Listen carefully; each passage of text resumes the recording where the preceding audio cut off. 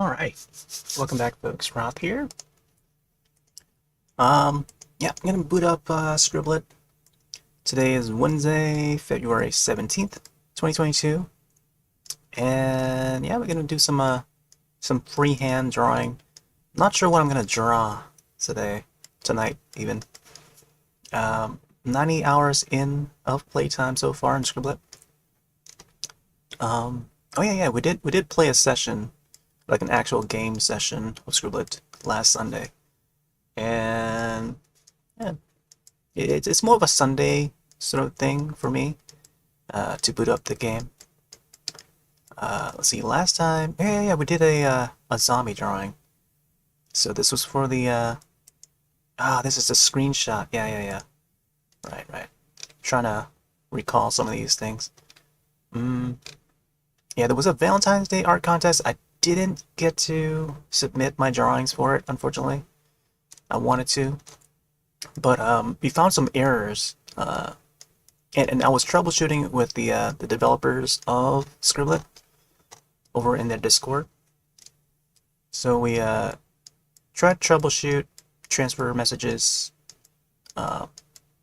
and we come to find that if the image has so much information, like color information, data, it would increase the size of the file. So the game itself would save the canvas image or drawing to PNG format, which is pretty big compared to the compressed size of a JPEG, JPG extensions.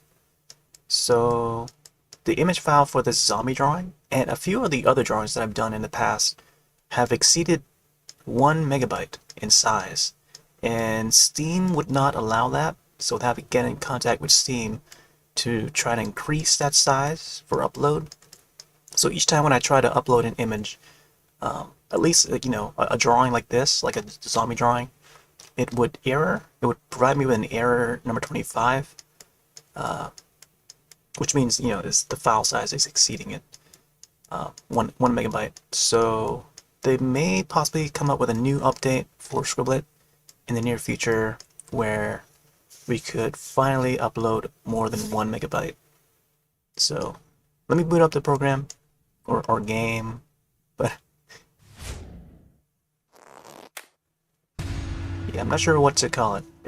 An app, program, game. But in this case, I guess we're using it as an app. There's Scribble. This is the new UI overall.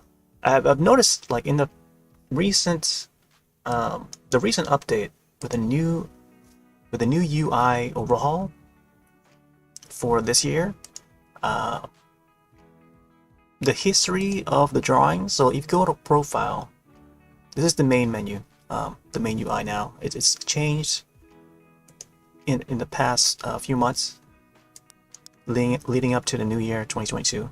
But if you go to profile and you look in galleries, you only get a history of 36 drawings.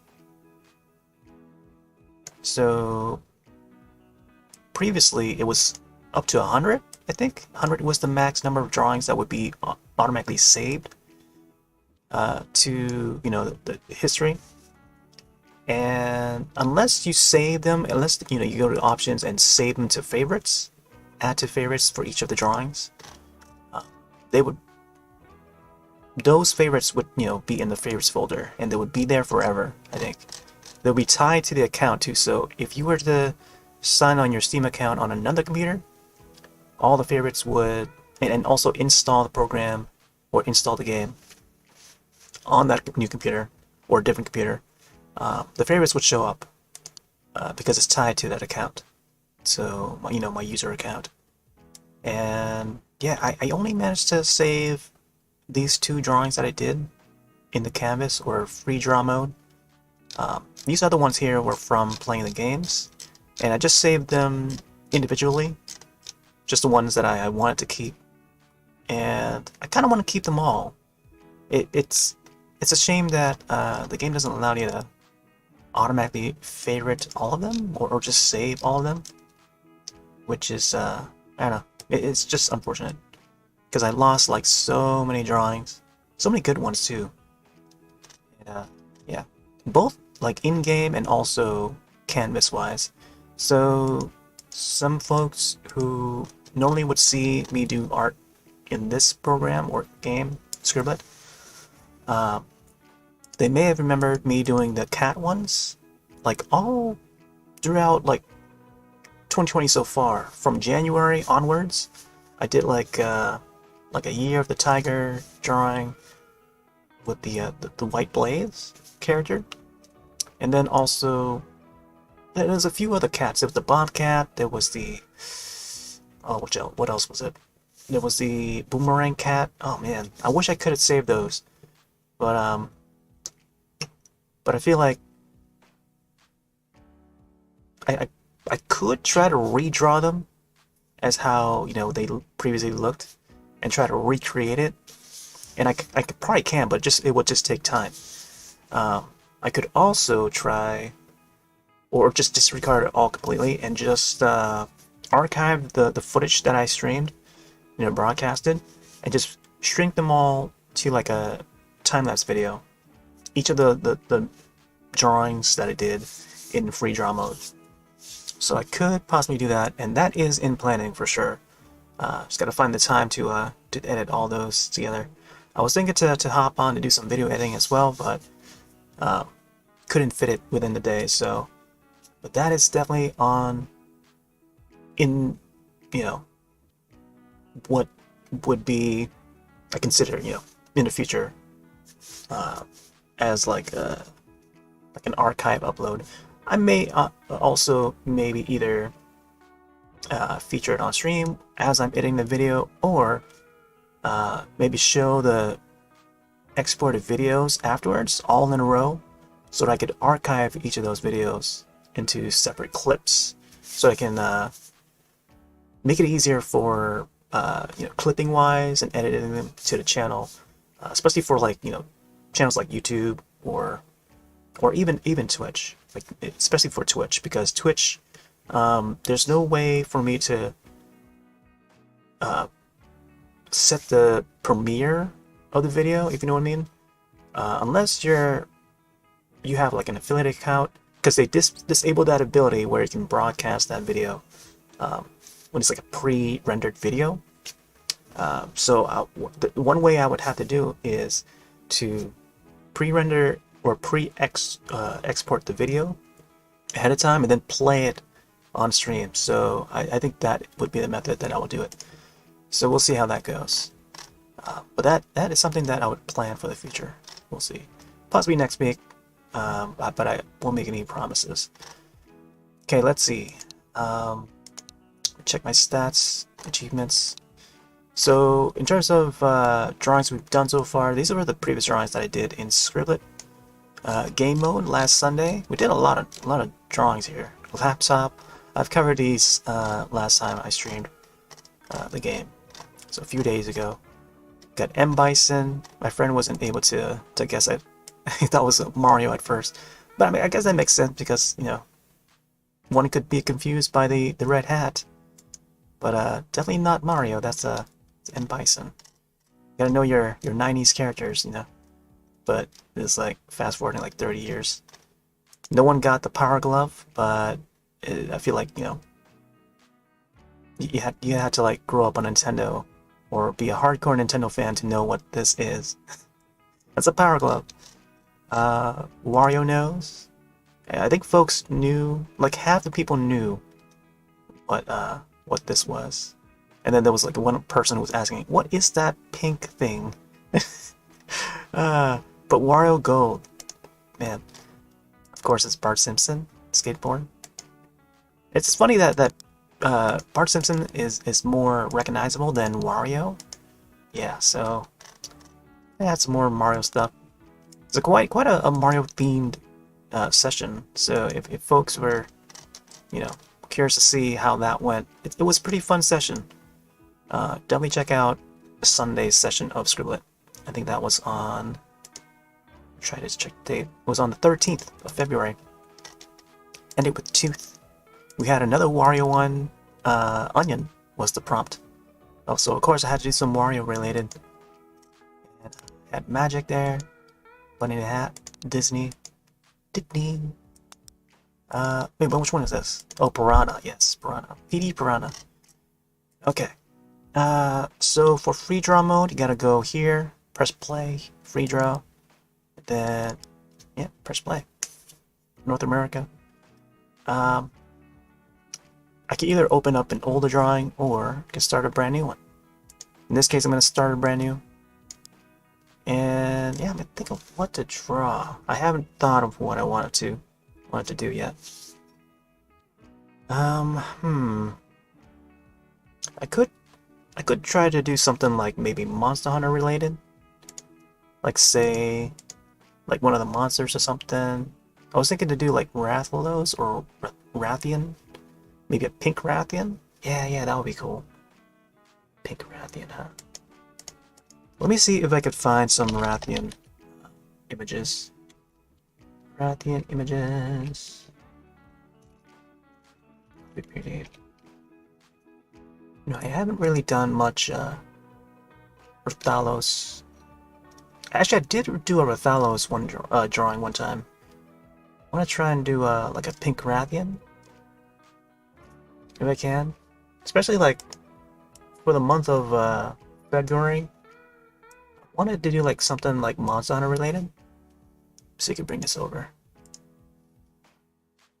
Okay, I'm gonna move this window around. I'm gonna keep it to this resolution where I have right now. You don't see it on stream, but this is actually in windowed mode and I think 720p resolution. Actually, I can go to settings and check it real quick. Settings, options. Let's bring up the volume level for the music up. Get up to like 50 or something. I think 50 is good. It's got some funky tunes. Oh, you can also hear the clicks and stuff of the game. Let's have the sound play in the background as well. Oh, there's a shortcut for galleries here. Interesting. Yeah, graphics. Here we go. Yeah, 720p. So that is the resolution that I'm broadcasting at as well.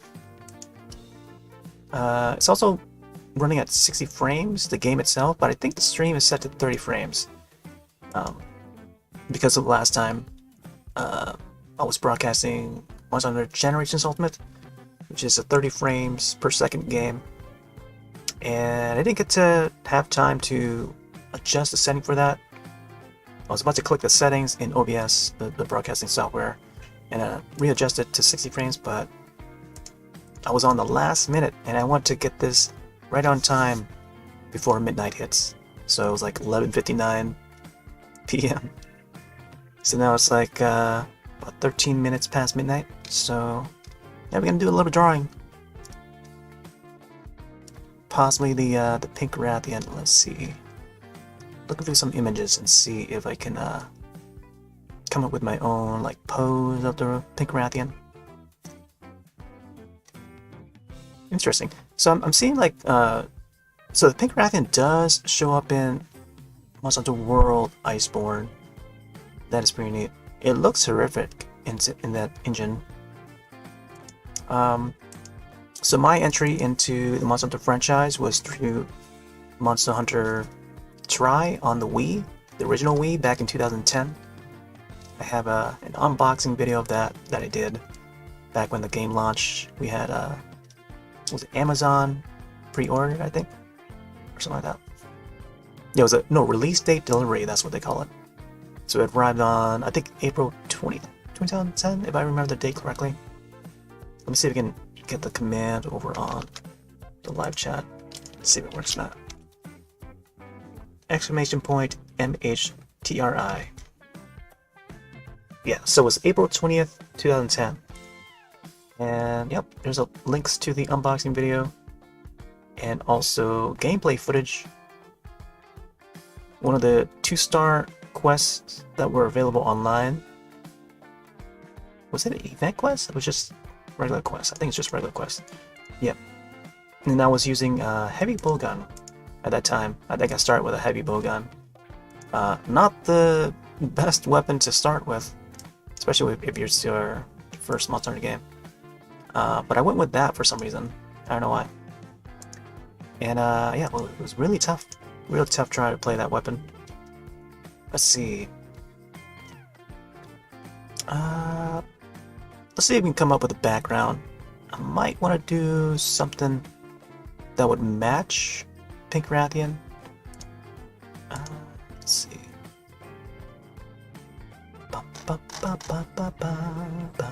Oh yeah, let's go to advance. Let's see how this. I'm not sure what I want to do, like how I'm gonna plan this image out, but I'm just gonna randomly maybe paint the ground down. Paint the ground and then maybe have a sky.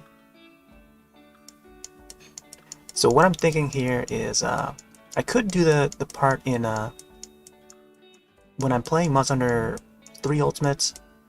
I used to go up on deserted islands, and they will be at the top of the nest. That nest area, I think area 7. I think it's numbered, and there will be that nest area with the eggs. We could pick up the wyvern eggs and drop them. Sometimes they would be available depending on the quest. And yep, there would be an area over here on the right where you can just jump off to area 5. And yeah, there will be a Pink Rathian, which I'll probably hunt tomorrow, because tomorrow's Thursday, and usually on Thursdays I try to feature Monster Hunter 3 Ultimate as part of the Thursday throwback. Still playing that game, played it once it first came out, and I also was looking through the activity log and also daily log on the Wii U app, or I think they call it the daily log on the Wii U, whereas on the 3DS it's called the activity log. They both do similar things where they show you the hours played tracked for each piece of software and game. And I feel like it's a little bit more accurate unless the data gets removed, like from your system or so, or whatever. And I was checking those, the logs for both systems, because Nintendo has now got well, first of all, that they're closing down maybe not necessarily closing down, but they're about to come to a closure of the Wii U and Nintendo 3DS eShop, as I've come to find yesterday. And yeah, it's so sad to see it go now, and we only have like a limited amount of time until we're unable to purchase anything from it. Let's see here. I should probably do like a sunset or something, like a late day. Oh, why did it go? I don't know why it didn't put it that brush there just now. So you can undo that.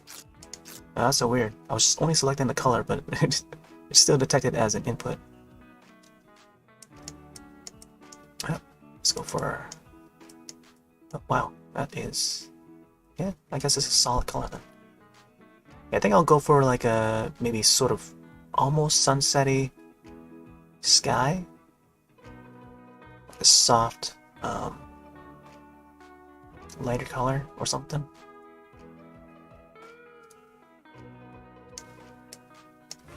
So the ground will be shaped like this, as if it's like a fish lens or some sort.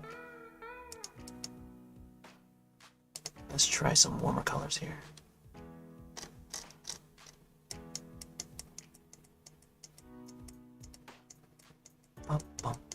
It's very peachy.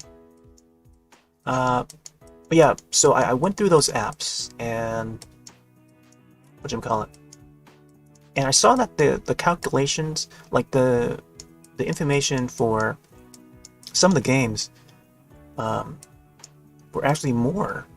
The number of hours that I played Monster Hunter and Fatal Frame and Mario Kart 8 on the Wii U were actually more hours than what was calculated on the website. So Nintendo has like this website where you could connect your Nintendo account, and then it would detect like the number of hours you played for each of those titles, and what the top title is played is, and so on. So it's pretty neat. But it's not entirely accurate, as I saw. Let's see if we can soften this up here. Yeah, it's not entirely accurate. So I had to make sure, because I know for sure that I've played more than 700 hours, and we've seen it on stream, where in-game time, once we boot up the game and log in, select our hunter, and it shows the play hours, like right then and there at the start, before we log in. And I know I had more than 700 hours. So when the website was generated, it said it was like under. Oh, interesting. It's now broadcasting on Steam. I just saw that pop up now. Interesting. Yeah, so there is a way to broadcast on Steam, but yeah. Depending on if the application is in your library, Steam library, you can broadcast it. But that is pretty neat. I feel like not a lot of people intend on broadcasting their games, whatever games they play on Steam, or using Steam as the platform to stream on. But yeah, back to the Nintendo website. So on this website, it's a long URL, but they've tweeted out that that website, so in case folks want to access it to find out what their play hours are, what the top game is or was. But it's I guess to shorten it, it's called the My Memories, Nintendo's My Memories website. And yeah, it's just like the one they had for the Switch year in review, except this is for the Wii U and the 3DS, because I don't think they ever done that in the past, where you could see your data and then also save it as an image file or whatever, so you can tweet it out with hashtag. But the hashtag for it is my 3DS and Wii U memories or something like that. I feel like I could do that at like a separate video or something. Just browse the website. I could probably do it now even. But I'll possibly may do that for next Monster Hunter stream. We gotta figure out, trying to cast or set the web browser as a source. But we'll see. We'll see if I can get that down for tomorrow. Just to show how inaccurate the tracking is. But I don't know how they do it, or how they're tracking the numbers and stuff, the data. They could possibly be doing like, or picking up like old information, and then generating that or something. Let's see here. Let's make the dirt even darker.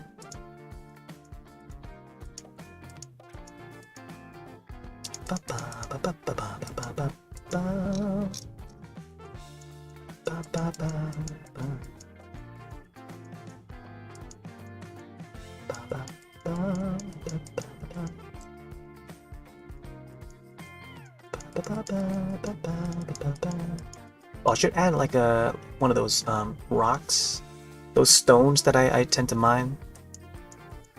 Yeah, put it on the side, because they usually show up around the corners here, and there will be like one over here sometimes.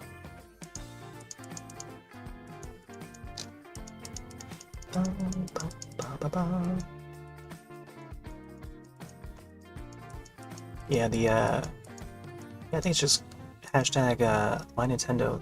Wait, is it?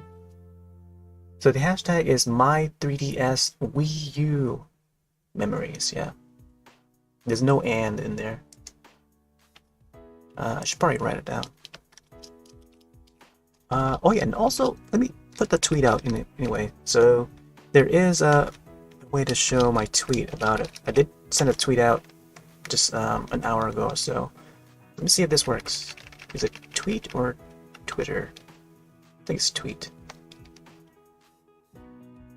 Oh wait, no, that is... Oh, it just shows, you know, since I'm already or also broadcasting on Twitter, it would show that. Where I'm also, you know, it automatically sends a tweet out, and then there will be the live video that shows on Twitter. But the tweet before that I made, actually I'll just link it because I can copy the address right now. Copy link and paste. That is a tweet for my the images that were generated from that website. So my 3DS Wii U memories hashtag. I'll just type the hashtag as well.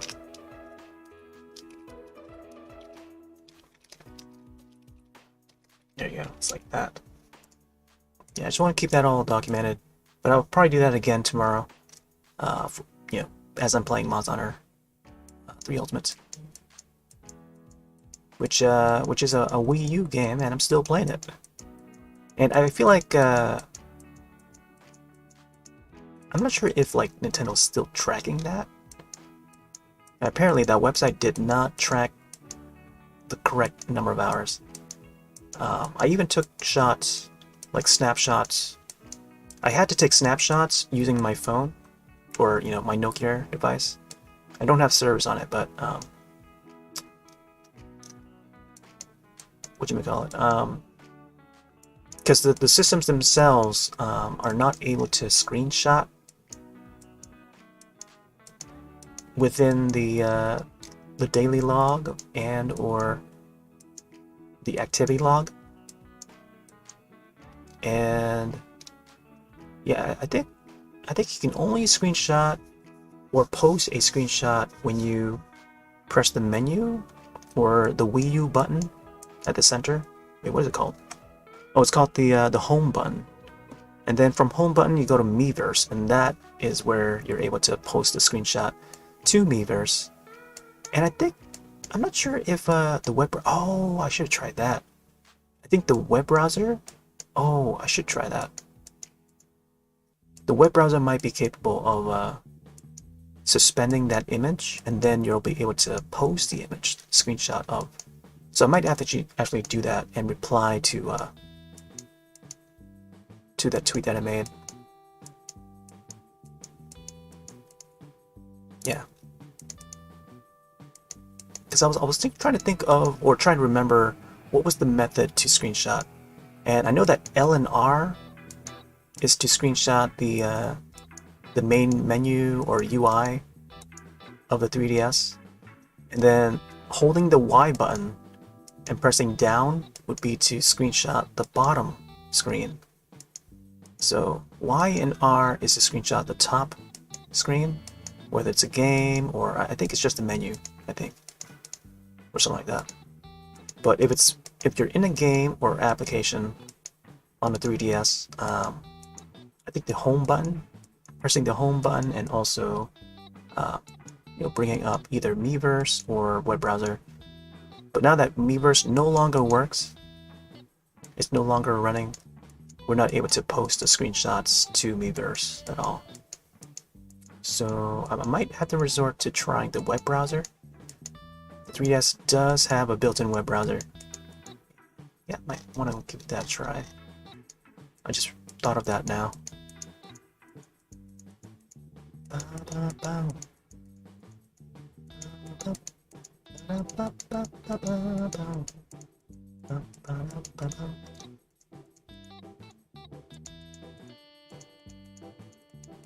don't know why I'm adding all these little dark details already. I feel like the ground should be blurred out or something, or appear blurred out. Oh, you know what? I could probably add the eggs, like right in the middle. Eggs. The wyvern eggs.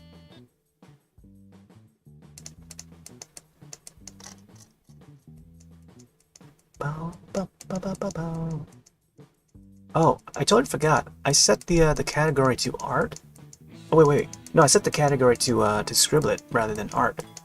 I feel like I should set it to art. Yeah, I should do that now. Let me see. Um, game. Set game, right? Set game to art. There we go. Now it's set to art. Hopefully that is correct. Because I think once it's in VOD form, it would show like a whatchamacallit, like it goes into like chapter form over on Twitch. Yeah. So for Twitch, it's gonna be like once I highlight the video, there'll be like a folder or some sort of like menu that pops up, and viewers could select where it starts from art, and or whichever it's categorized into different chapters depending on when the category was set for each of the categories. Each of the things that were broadcasted within that session.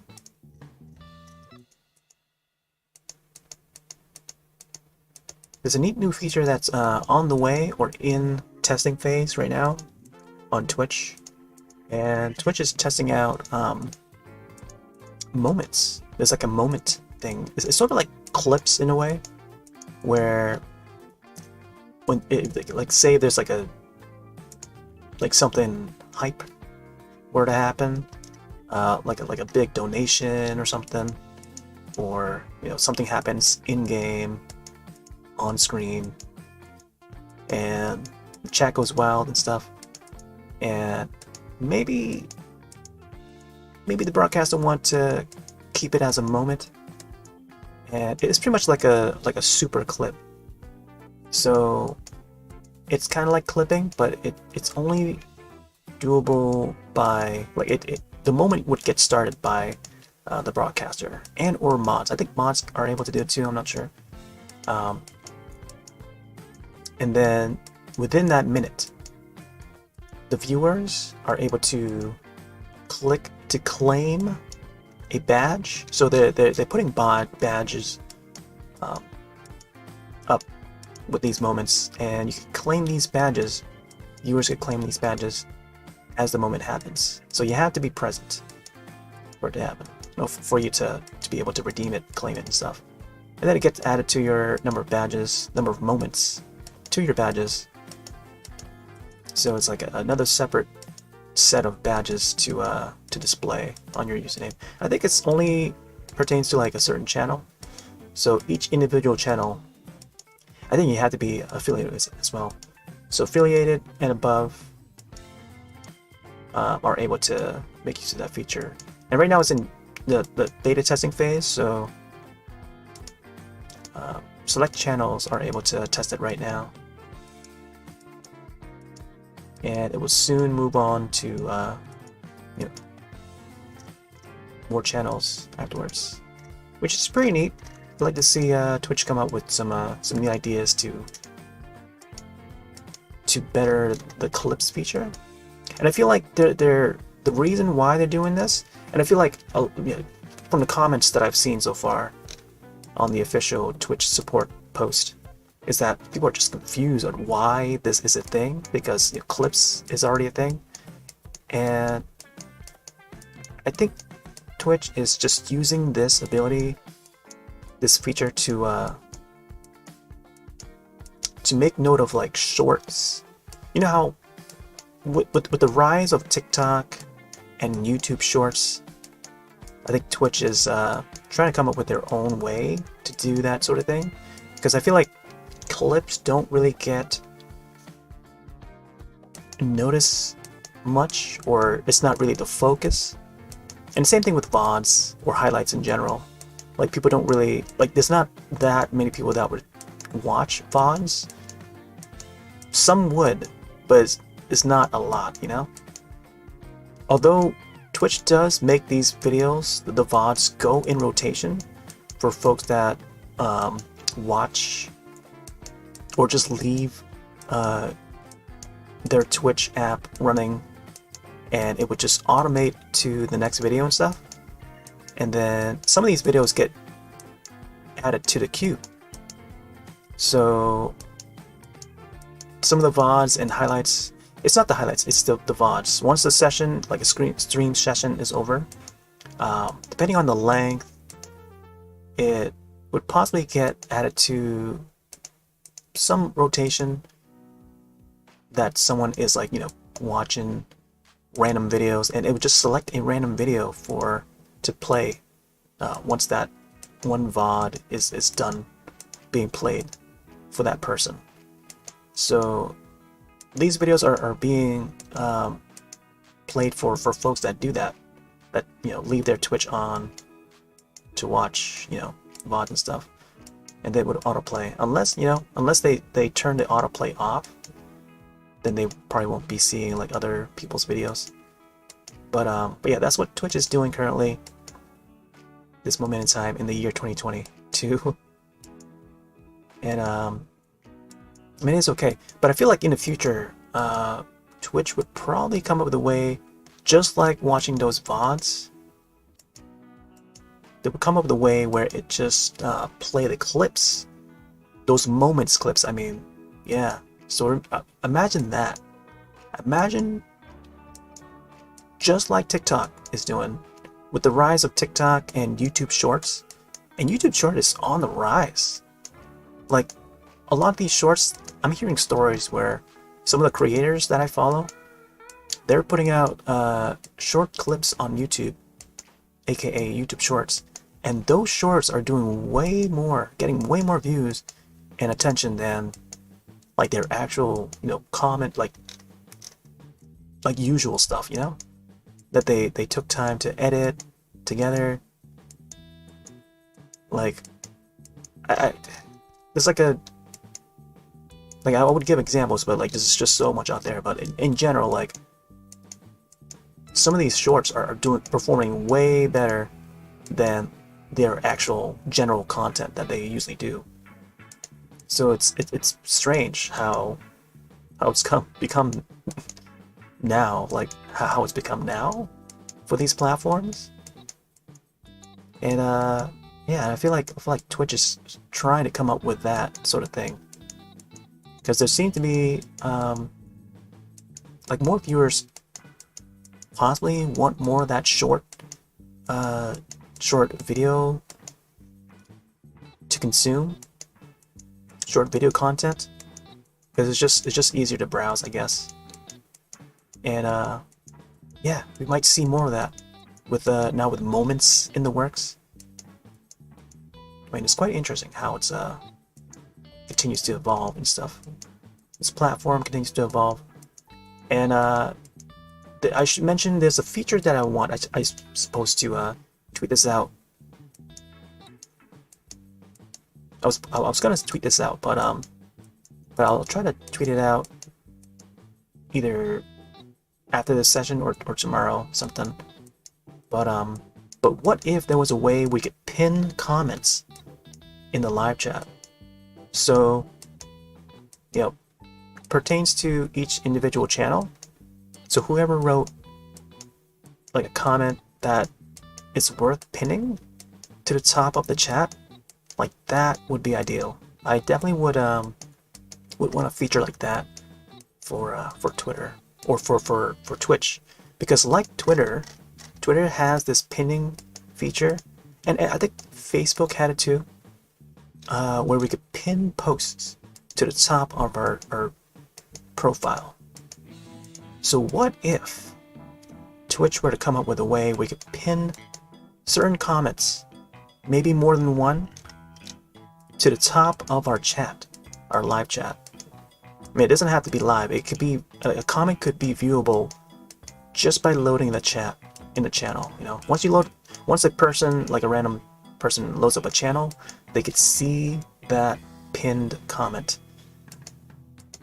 That was like, if it's an offline channel, they could see a pinned comment that was previously written and pinned when it was live, when the channel was live, just so that, you know, visitors could see. Otherwise, you know, we would have to, like, the broadcaster would have to edit the description of the channel and then just like screenshot that comment. I think that is the way to do it currently. But yeah, man, I feel like the future, there's like so much they could do to improve the platform. And I feel like that pinning comment is definitely one of them. And another thing is that if you were to pin a comment, if we have that ability, like someone could link a clip or link a link to the Twitch moment or Twitch clips, and then we could pin that to the top of the chat. So how about that? I mean, I didn't mean for that to rhyme, but that would be cool, because like it would be like a little shortcut for folks who are, you know, stumbling upon the channel and they see that pinned to the chat. It's really neat. And I know that for the mobile app on Twitch, like the mobile Twitch app, doesn't always load the chat. It will load the video and then the channel description and stuff, but it won't load the chat unless you click on the chat tab or something. And then you would see it. So like, you would either have to use the web version of Twitch, and also folks that use like IRC, they probably won't be able to see the pinned tweet or the pinned comment and stuff like that. So all the enhanced features that's only available on the web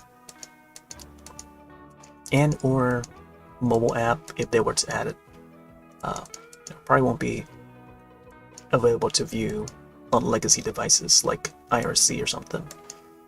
Because the chat does run on IRC servers, which how some are able to idle or what you would call it, lurk around in chat whilst, you know, they may not be, you know, viewing the stream itself, but they could see what's being written in the chat because the chat is an IRC chat that you can just join by typing in the username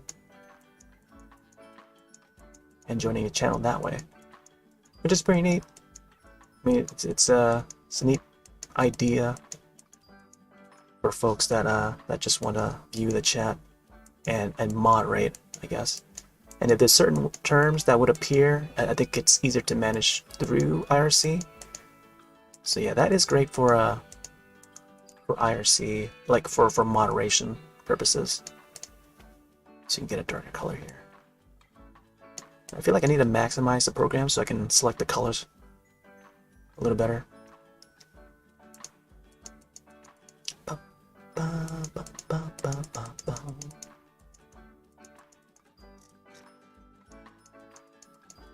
Spent a lot of time on this ground part.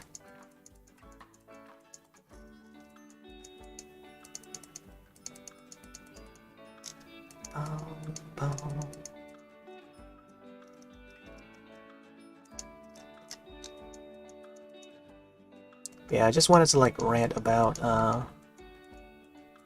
some of the tech side stuff, some of the features that's gonna be heading to Twitch or in testing phase. There was something else I wanted to talk about, like in terms of like Nintendo stuff. Oh yeah, the so with the eShop shutting down, I think we have a set amount of time to purchase the software that's available on the eShop,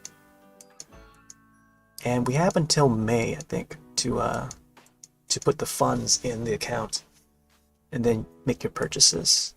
I think from then on, you would have to make your purchases for the next year.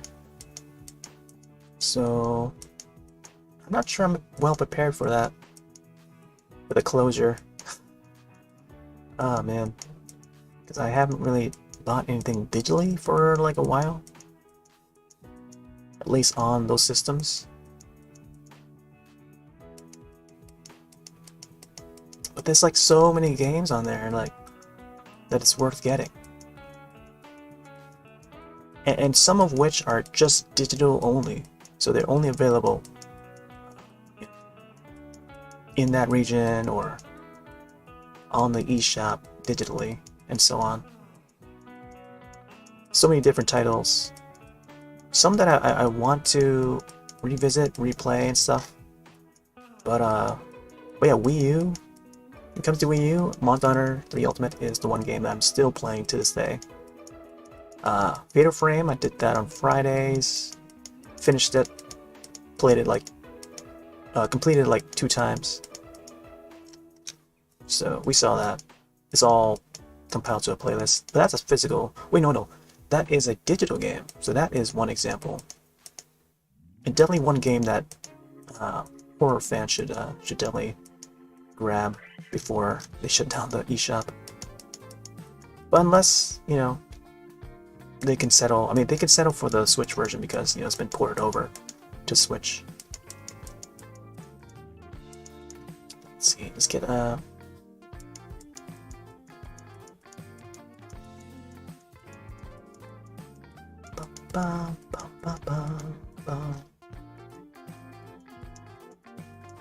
Fatal Frame's a good one. I think there's another Wii U exclusive one called Devil's Third. Not a horror game, it's more of an action game. But Japanese developed. I forgot who it was that's behind it. I think it's either Sega related or someone, one of the developers. Probably Bandai Namco, I'm not sure.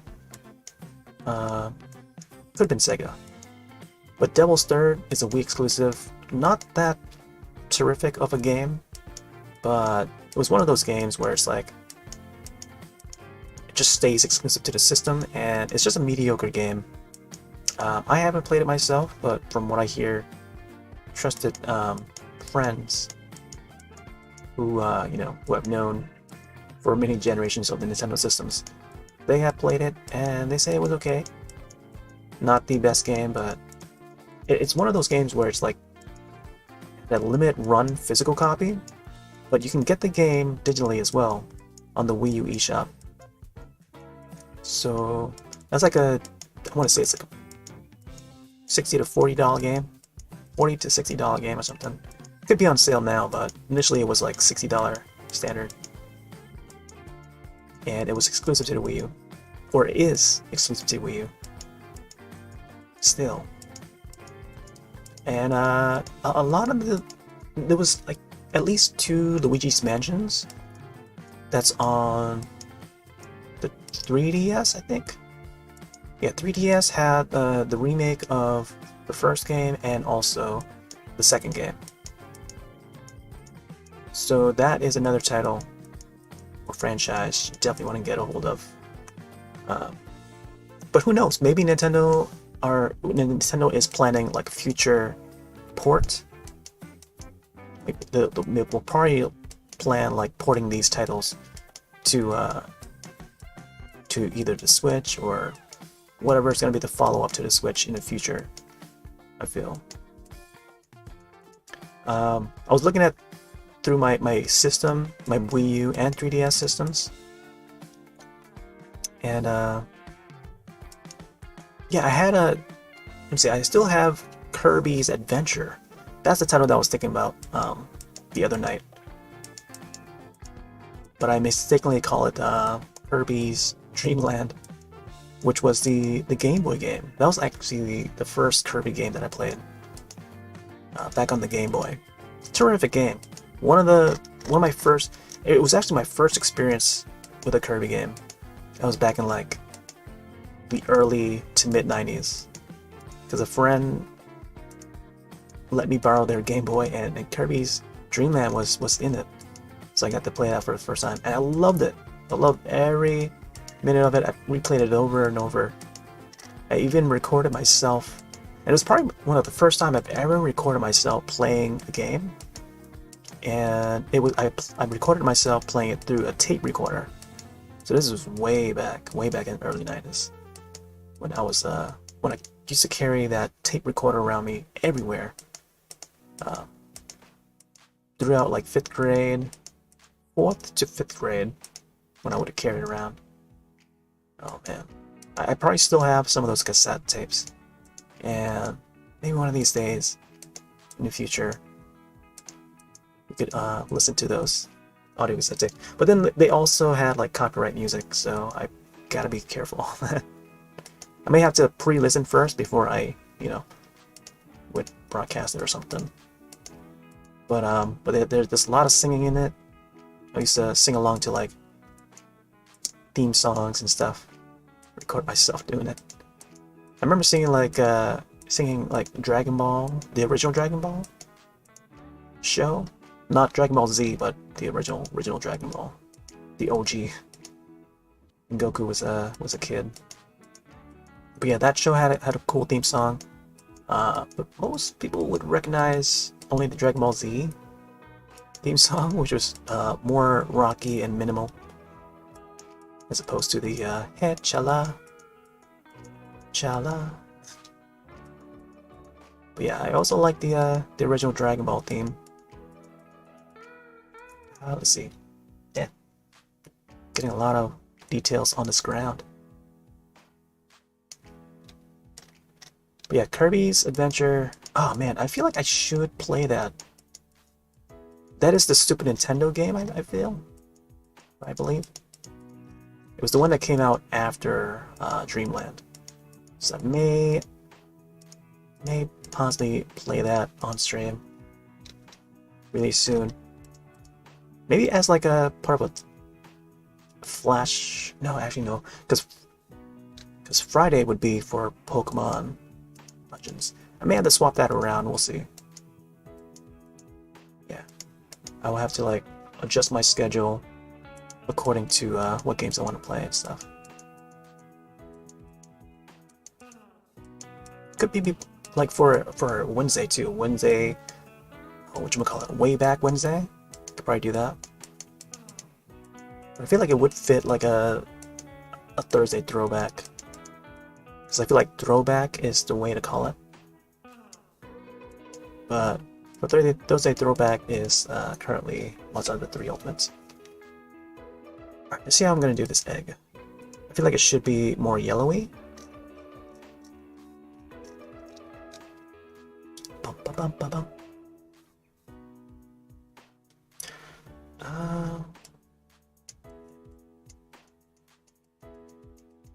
Trying to see how to center it.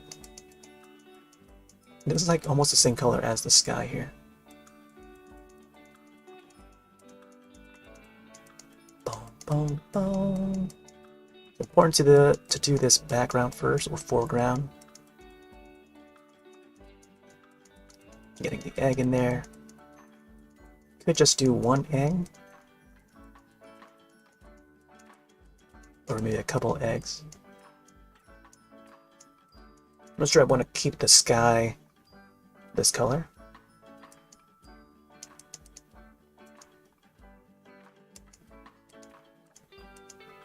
Let's make it a little sharper.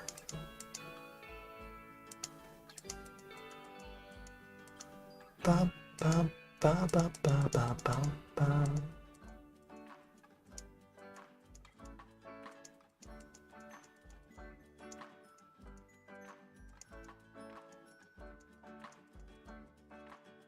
There's gonna be a lot of clicking. I'm also drawing with a mouse, regular computer mouse, wired USB. It's an old Microsoft Optim mouse, or what do we call it? Optical mouse.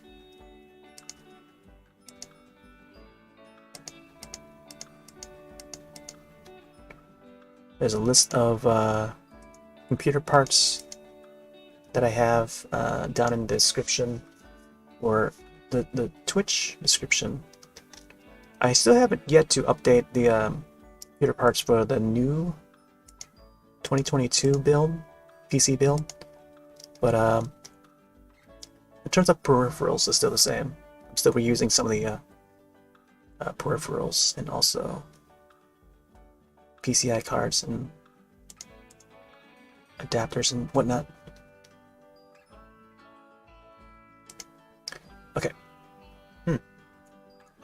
could add some spots to this egg.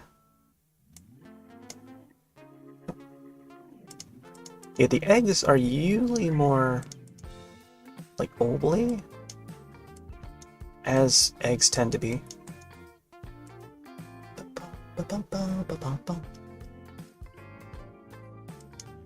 Let's add some sticks and stuff.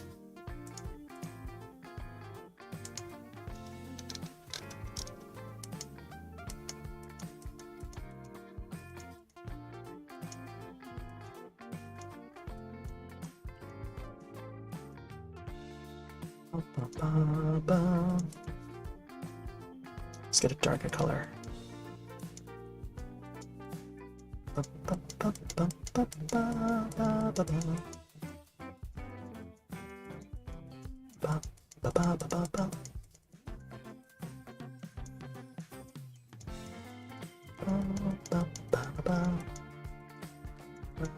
Hey there, Gooncly Frog. Hey, puppy. How you doing, puppy?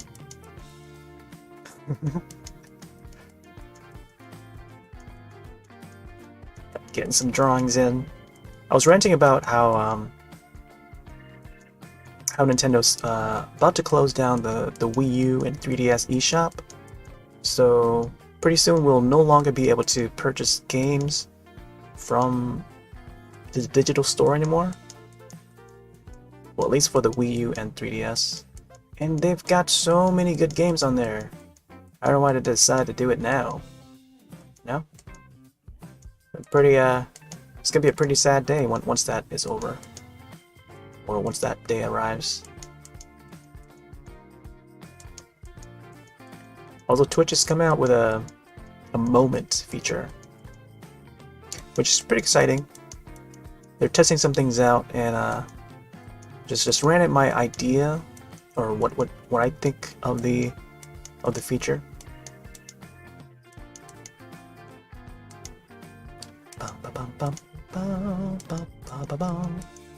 Oh, this also reminds me of an old movie that I grew up watching, The Rescuers Down Under, which is the sequel to The Rescuers. Old Disney movie. It came out in 1990? Yeah, I used to watch it when I was a kid. VHS, me and my sister watch that movie and DuckTales movie back to back. DuckTales movie was also 1990. Another great one. I just remember that genie and the magic lamp.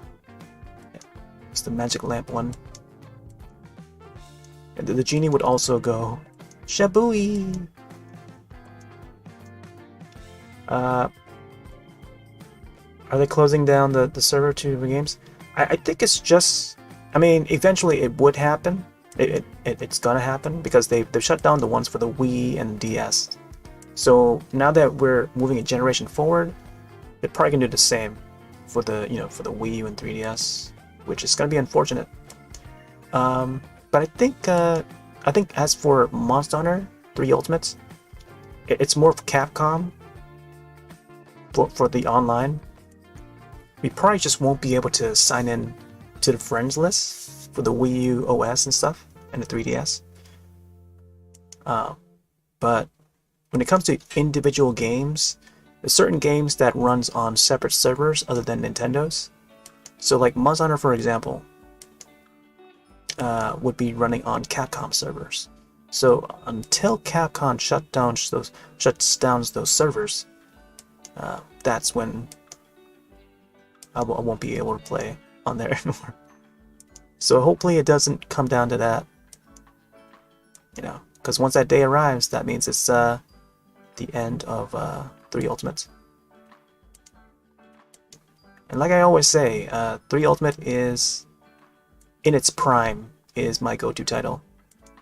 So when I say in its prime, it's when the game was still brand new and everyone was playing it, But yeah.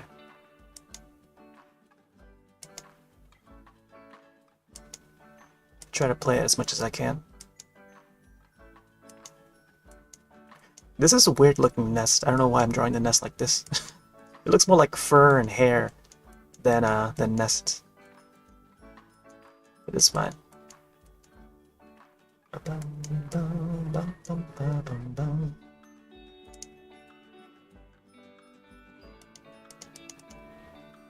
Let's get some shadows in there.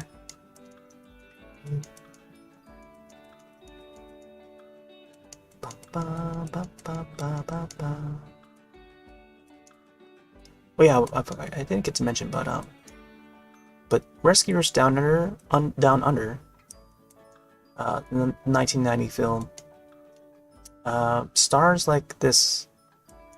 It's about an endangered species, eagle, like a bald eagle, and just the egg part. It laid eggs, and there's a poacher that goes in search of this eagle and the egg. He really wants this egg, and he captures the eagle and the boy that was protecting it. Yeah, quite an evil character. It's a story of good versus evil. And yeah, I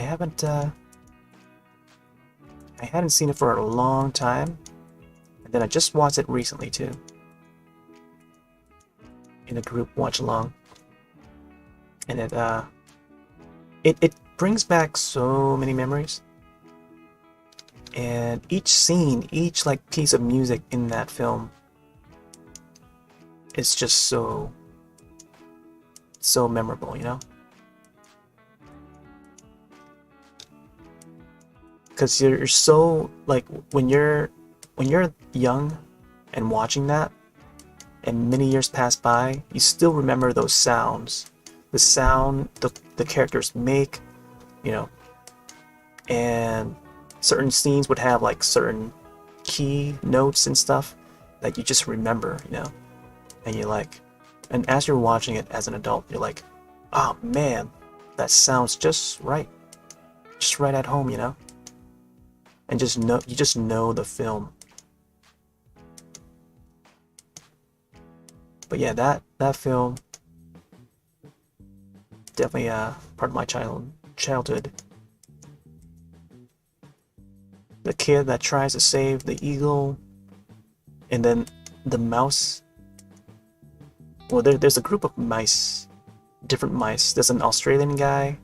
I mean, the Australian mouse. I think it's just a desert mouse that guides them.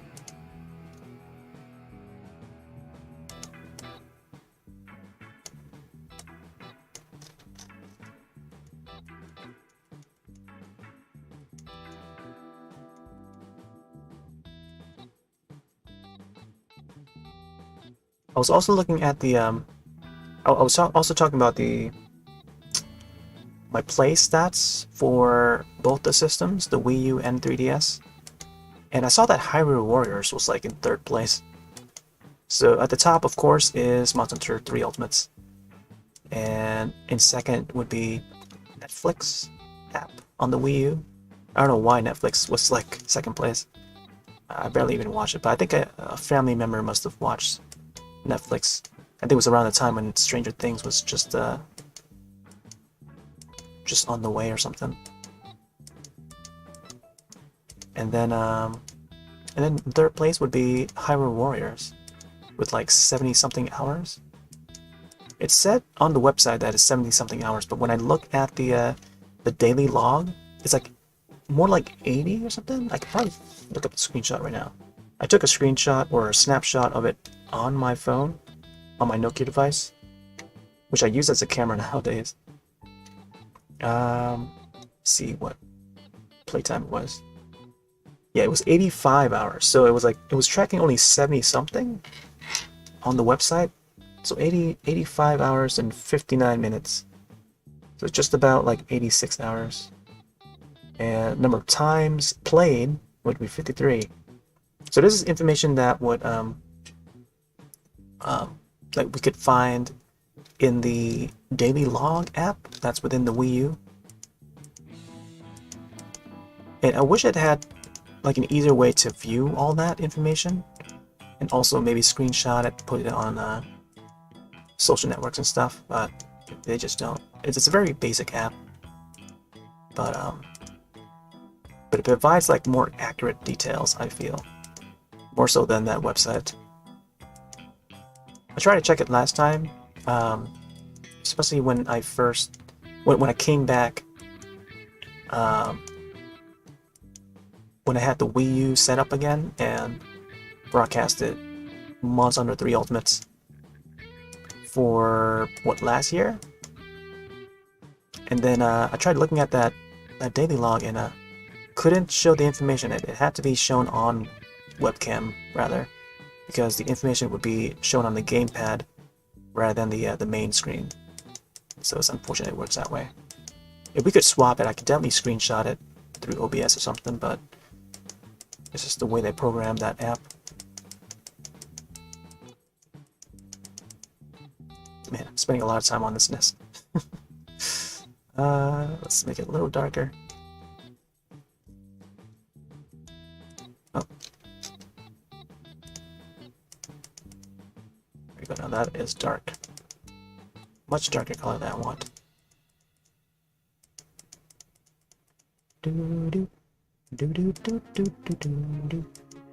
Hey there, JT. Oh man. So have you put out that any videos on about the shops, the Wii U eShops? Also, I'm curious what your top most played games are, if you've done that website thingy, the My Memories Nintendo website. Actually, I should probably link that right now, so you can find it. My Nintendo. Okay. Oh, here's the website here. I think this works. Let's see if this loads or not. Sorry if this lags. Okay, this should be the main URL.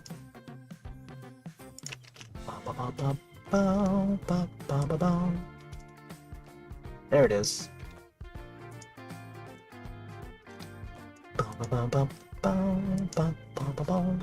Oh, I should also save this. Let me see. Let's set this to Pink Rathian. There's a Monster Hunter related drawing. Pink Rathian. Be the name of this image here. Save it now. Should have saved it sooner when I was just working on the ground. But now I've got an egg at the center. Yeah, I was just talking about okay, so what do we come so far? Yeah, the Wii U, 3DS, eShop stuff, the games tracked hours, and my top ones are Monster Hunter 3 Ultimates on the Wii U, Netflix in second place, and then Hyrule Warriors, and what else? Like I want to add some honorable mentions to it, because like Mario Kart 8, that one came out like a few years after launch, after the Wii U's launch, and Mario Kart 8 I think got to like 35 hours or something like that. Let me check my screenshots again. Yeah, so it was like, it should be like, yeah, oh, it's 38 hours and 59 minutes, which I played 50 times. And yeah, I even broadcasted it too. Live streamed it a few times on a channel. And I feel like I should play that more. Maybe not the Switch version, but more of the Wii U version, because I want to see my progress on that. And Hyrule Warriors is at 85 hours. That ended up being third, but the website, the My Memories website, only tracks like 70-something hours, so it's inaccurate. Although, you know, overall it's you know, to where it should be. And also, what, 600-something hours for Monster Hunter 3 Ultimate that it tracked. But in reality, in actuality, the number of hours is 869.41 according to the daily log. So I looked in the daily log app on the Wii U, and that's what it showed me. Even though in-game it only tracks like 700 or something, I gotta log back on tomorrow and see how many hours it tracked.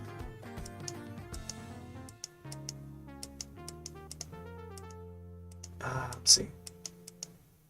But even worse, my data for the 3DS has been wiped back in August 2012, and I got the 3DS at launch.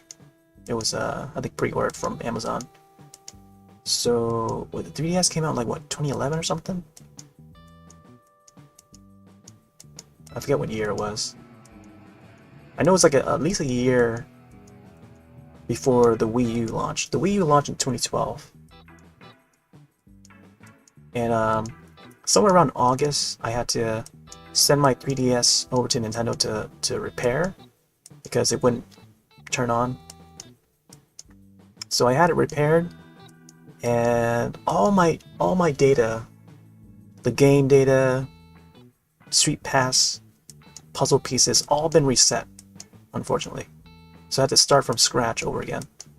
So Mario Kart 7, I think it's Mario Kart 7. Yeah, Mario Kart 7 on the 3DS came out in 2011, I believe.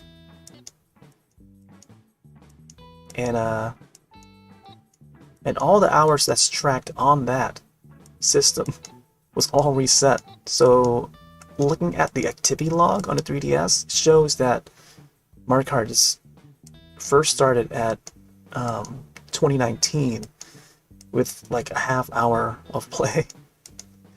Oh man. Then I booted it up the other night, just before they did the website thing, the My Memories website. And yeah, just to see. And I had to update the firmware too. I had to update the 3DS firmware, and also the Mario Kart 7 game itself required a software update,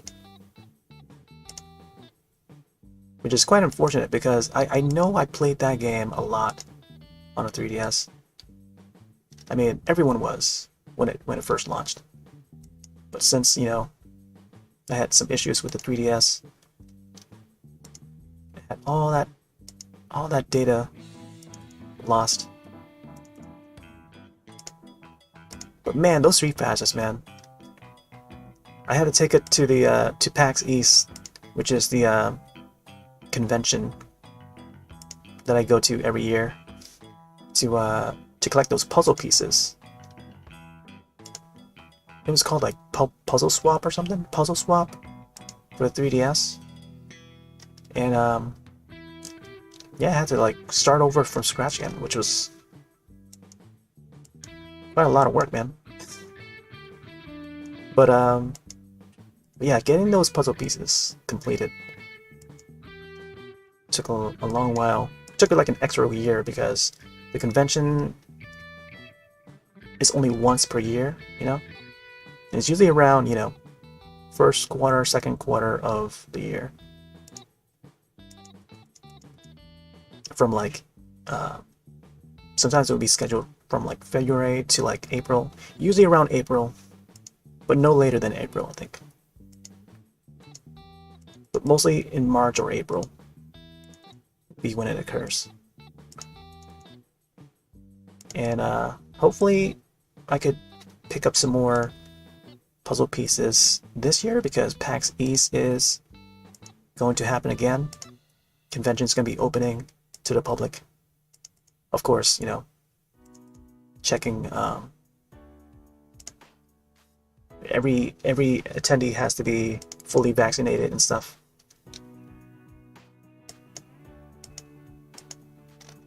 So I'm ready. I'm ready to go to conventions again. Last year they put it out for the last couple of years because you know, it's just not ready for conventions yet. Let's see. Not sure what I want to add to the egg. Alright. I'm gonna AFK for a bit. I'll be right back. Definitely gonna be getting the monster started on this really soon. Alright, be right back.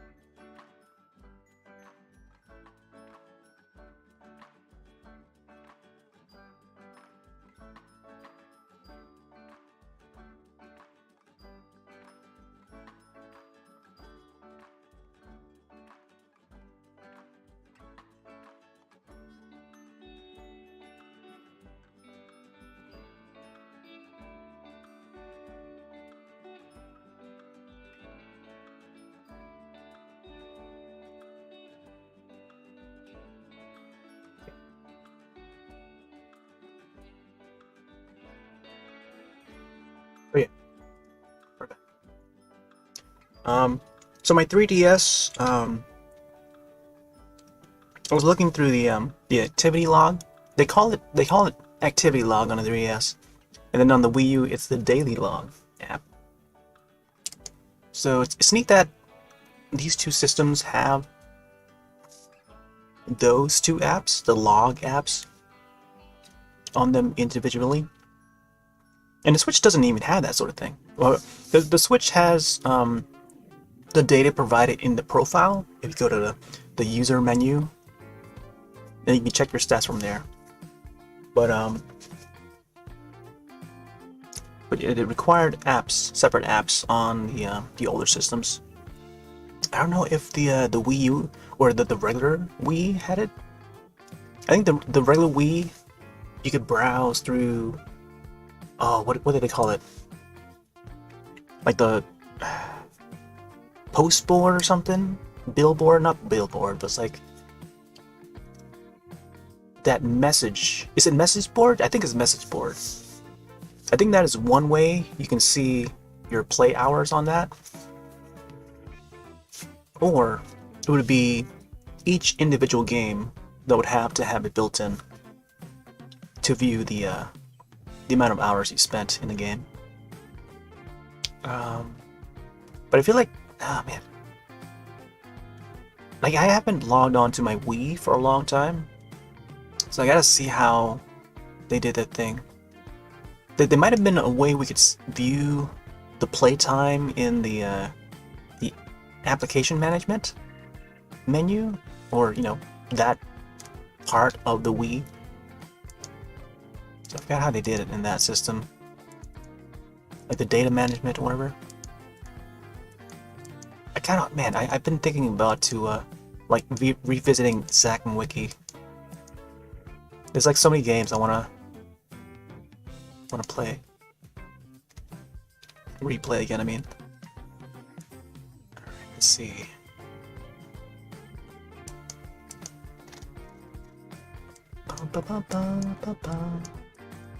Let's get a little darker here underneath.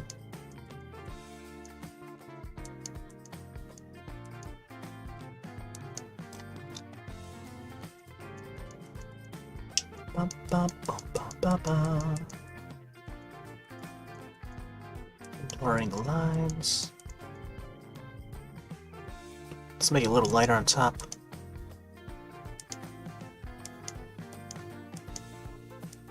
Ba, ba, ba, ba.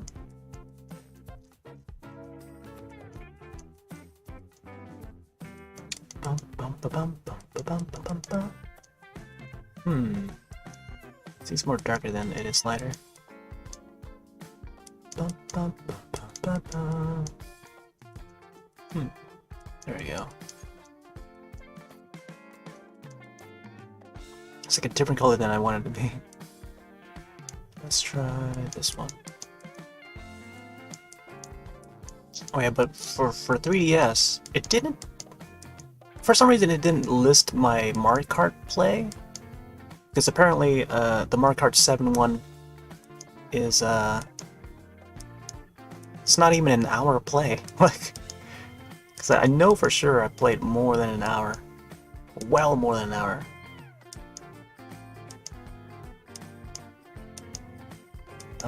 But the top titles I have for that is, of course, Animal Crossing, New Leaf. We got what a number of hours they tracked for that. But in actual hours, I took another photo of that too, on a 3DS screen. And that's another thing. Like I did mention earlier, but we can't take screenshots of the activity feed. Oh, I didn't get to take a snapshot of it. But I had the screen in 3DS open until my 3DS ran out of battery. But like, I think a little bit over 700 hours in Animal Crossing New Leaf, according to the activity log. But the website tracks it as like much lower for some reason. So I'm gonna have to like reply to my original post, my original tweet, on what it says in the activity feed. Also, another thing is the daily log on the Wii U only tracks up to like 256 titles. So if you're playing over 256 pieces of software, as if the Wii U has that many, it would override the old titles. So if you start playing Wii U with like Nintendo Land or something, or New Super Mario Bros. U. I think that was two of my first titles on the system. It would probably delete those data, like the data for those two titles, and then overwrite with whatever latest game or software that you run on it, which is quite unfortunate. But yeah. It was surprising to me when I checked my daily log on the Wii U and scrolled back all the way back to the very beginning, to launch day, and I saw that New Super Mario Bros. U was one of the first titles that I played. Because I forgot I even owned that. I forgot that I even got that at launch, or around launch. Which is weird. And then I looked at the shelf now and like, I see that game. I just lost complete memory of that game.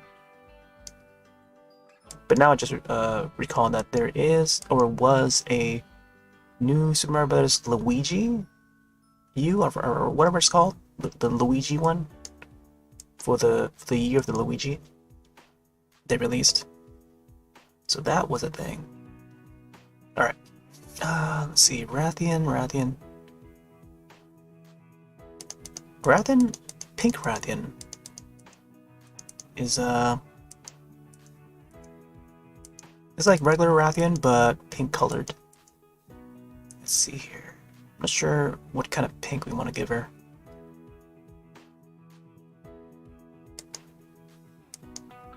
Ba, ba, ba, ba, ba, ba, ba, ba, ba. Let's see. Let's go for oh. Yeah, maybe this color or something. Boom. Trying to figure out what pose I want to give her.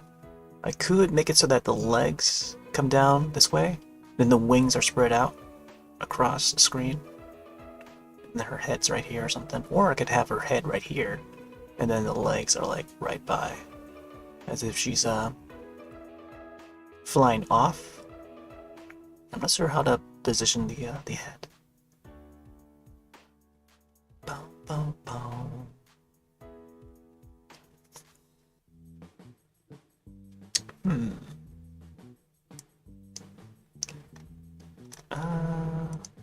Check some images here. Bow, bow, bow. PNG.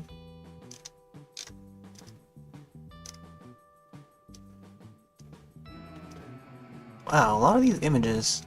I'm looking at some of the official art for Pink Rathian. Oh man, the icon for 3 Ultimate. It's so cool. It's got the. I think it's the only one that has the fire. It's pretty neat. In every other iteration of the Pink Rathian has no fire. It's just the 3 Ultimate one. Oh, was it not in Try? Wow. Pink Rathian was not in Try, I guess. It might have been just like a DLC event quest or something. Interesting. I never thought to look that up.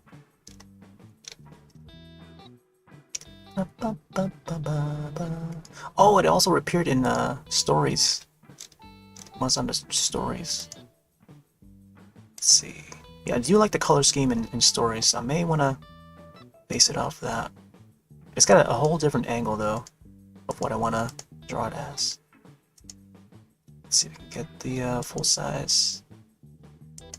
It's an odd size. A very small size, but let's see how we do. Okay. I do like the color scheme, though. Okay, so which is gonna be pretty tough. So I could make it so the head is like over here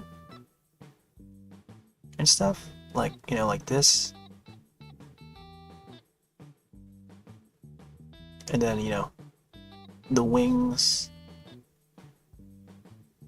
Wait, let's see. So the head would be there, and the claws would be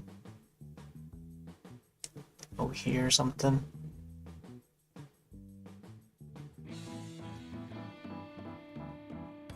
Trying to do it like one single line so that I can erase it more easily. Or the legs could be wrapped like that, not in defensive mode or anything. It could be like that. And then the wings would go either this way .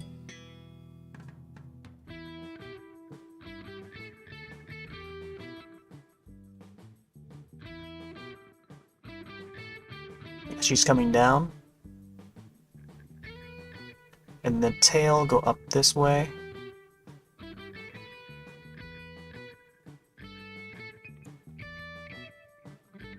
Yeah, I was thinking like something like this.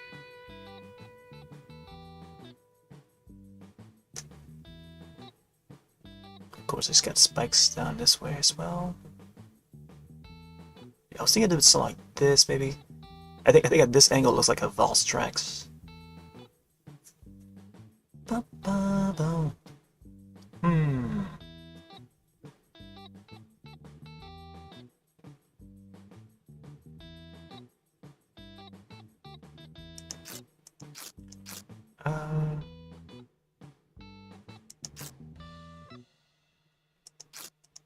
Let's remove the head.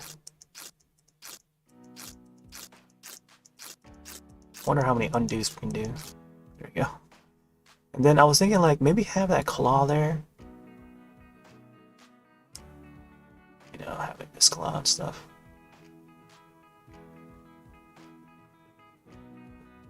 And then like the head would be up here, roaring and stuff. Roar.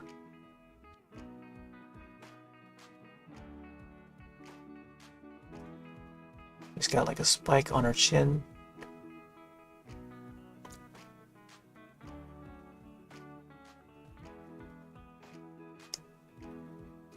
Uh-oh, we got some YouTube spam, watch out.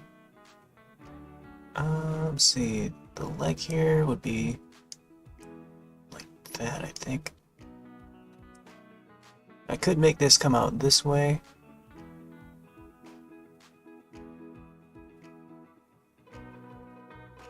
She's got like 4 toes, I think. 1, 2, 3. Like, could be like this. And then the arms or wings.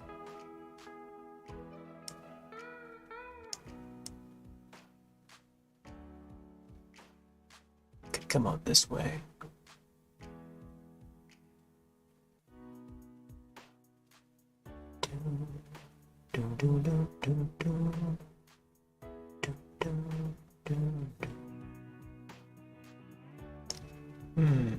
I feel like I probably won't be able to fit the wings in.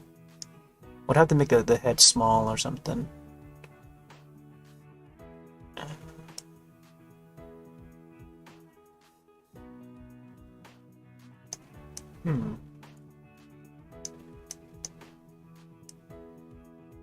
My gosh.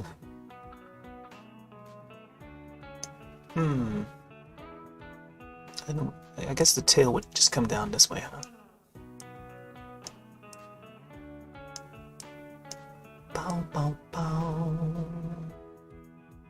Bow. Oh, that is, I'm not sure. I mean, the tail is the tail, but... Let's see. Yeah, I could make it so that the tail comes this way. Like that or something.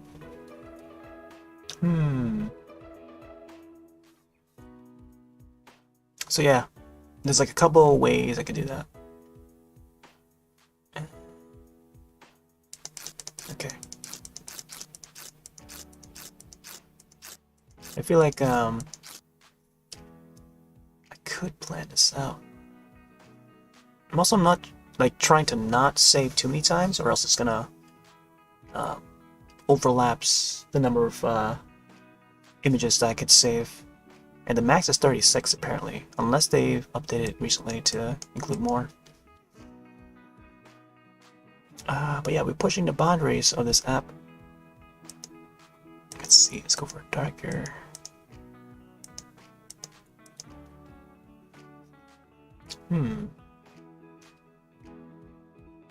Try to find another image. Okay. Bum, bum, bum.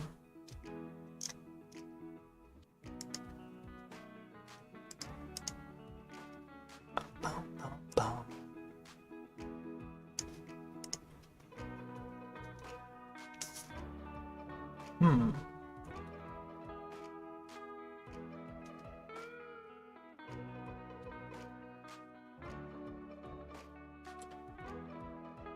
Let's try to see how it looked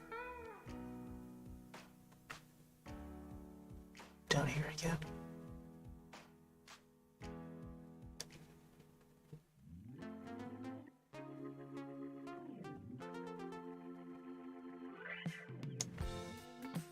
Yeah, I could probably put it like here. And then that way I could have the tail go up instead.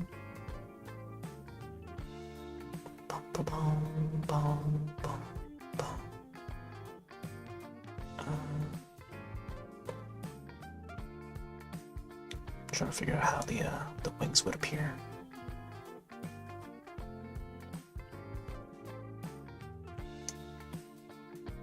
No.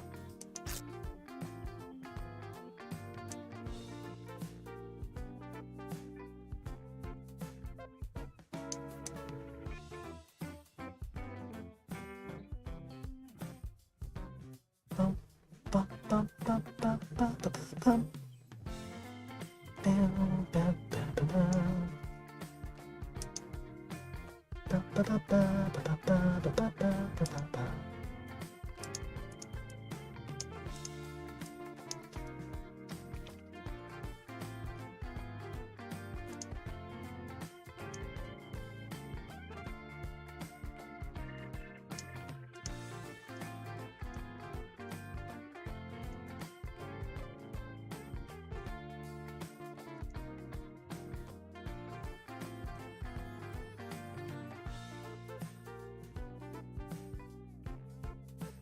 Yeah, I think having it at this angle would work. That way I can just have the tail go up instead. Spiky tail. Now she's coming down. And then I think the legs could be either folded like this, or, you know, coming out like that.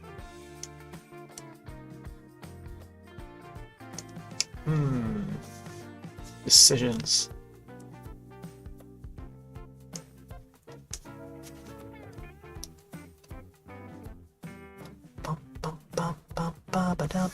Yeah, I think having like this.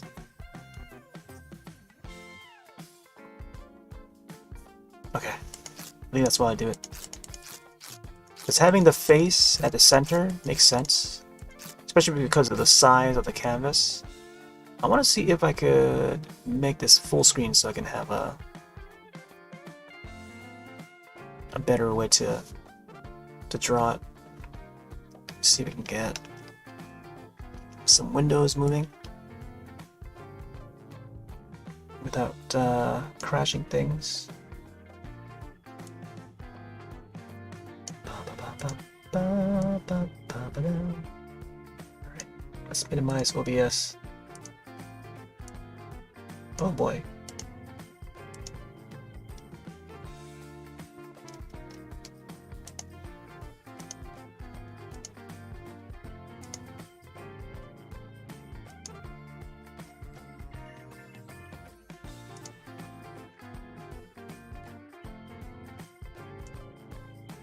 Sorry if I miss anything in the chat. I'm trying to move some things around the window. I have a small room, small monitor to work with, or at least like a slow or low resolution monitor.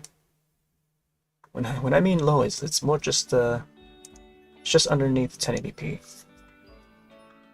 Okay, let me see if we can maximize this. Go full screen.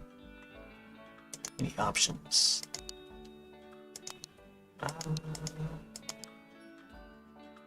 Yeah, there's no higher 16 by 9. Oh, there's this one here. Could try this. Let me go full screen to see what happens. Apply changes.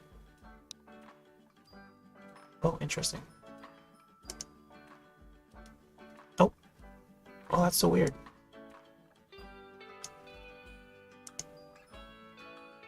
Oh, I moved my windows around. And okay. Oh, the resolution is so weird. Let me see if I can change the resolution here.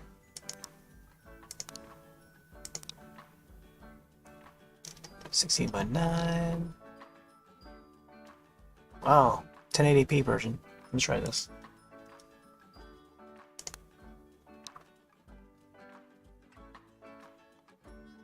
Wow, there we go. Much more clear, but may want to adjust some things real quick.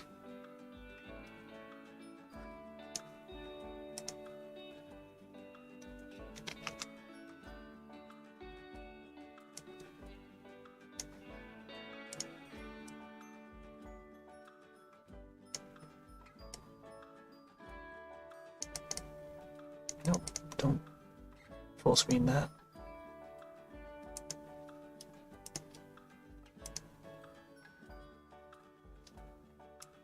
Okay. I think that should do it. Alright. Hopefully this is okay. Alright, let's get started here. Oh man, I just lost my color. It went back to default black. Also, there's a wave there. Alright, let me see if I can get the color that I want.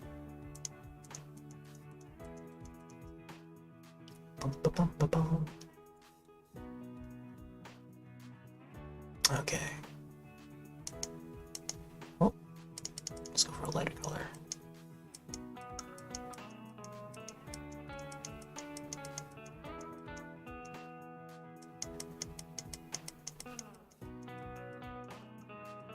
I forgot I have a Monster Hunter 3 Ultimate poster on the wall. I could reference that. Use that as a reference. There's an Azure Rathalos on that poster. And that is the cover art for Monster Hunter 3 Ultimate. Let's see.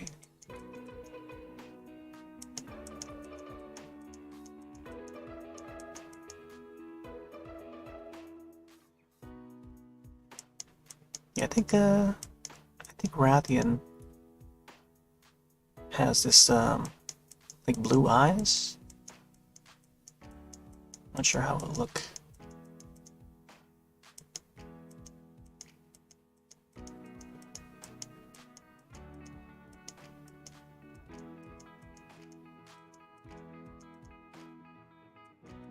Yeah, last time I did a Rathalos drawing. It was a drawing of Ratha, which was from Monster Hunter Stories, and Stories 2. It was just around the time when Stories 2 was on the way out last year. And I did that in Flash. Still have yet to load that back up and continue that drawing. I was supposed to do like a speed art of it. Never got around to it.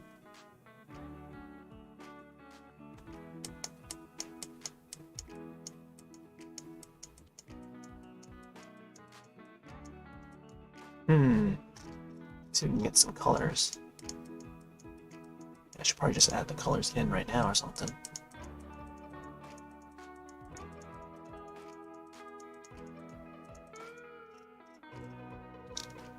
It's gonna look more purpley than it does pink.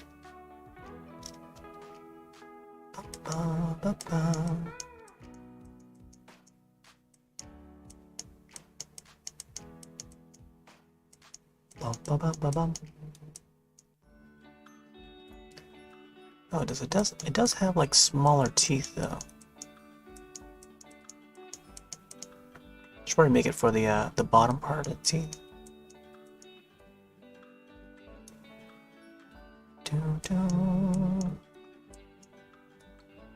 Let's see, let's get some down here. Okay, we should angle this way. Boom, boom, boom, boom, boom, boom, boom.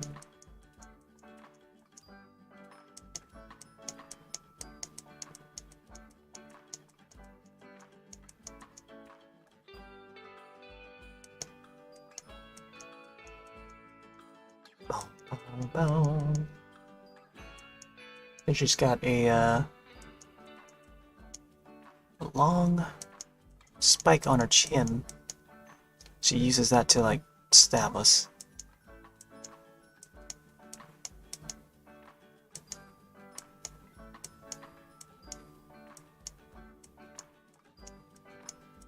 It sort of curls up a bit too.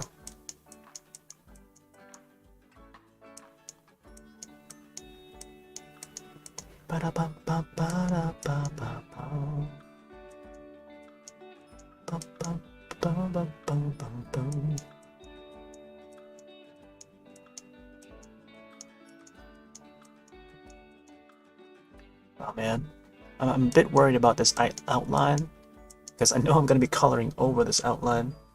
But I feel like what I should do is put like a base color down first. Yeah, let's put down a base color. Let's try to find the right color. I think it's one of these. Oh, I think oh, this one looks like it might be. Yeah, I think it's one of these.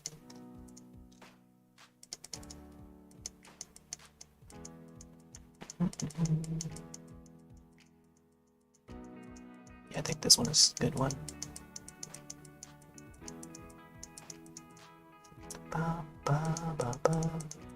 So let me save, so we know that this is in the process.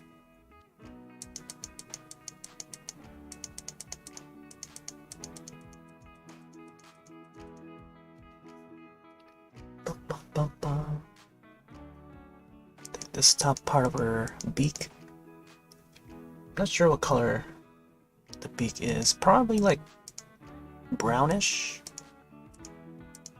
Yeah, it's probably like brownish. Looks of it. Not sure.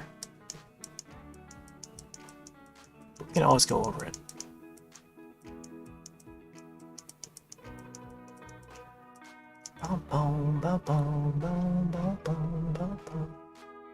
And also the bottom part, the bottom jaw is like tannish, I think.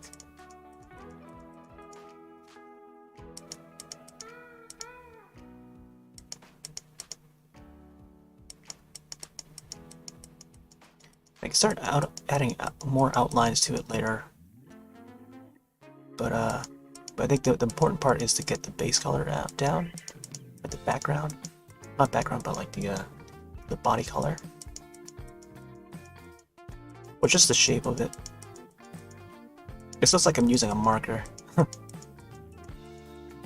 This transparency.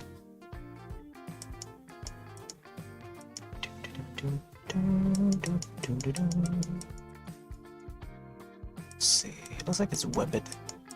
Webbed.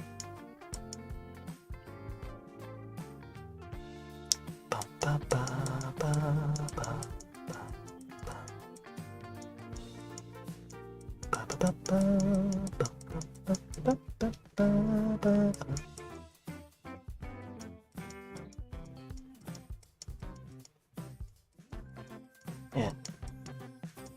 Oh, I can't wait. I can't wait to hop on 3 Ultimate tomorrow. Hunt some more pink Rathians. Pink Rathies, purple Lidros. Any other variants.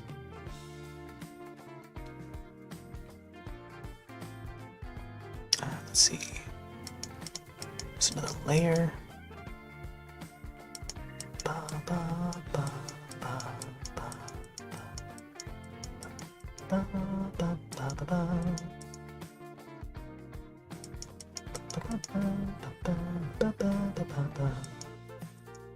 Oh, it's this. It's the second layer that has that.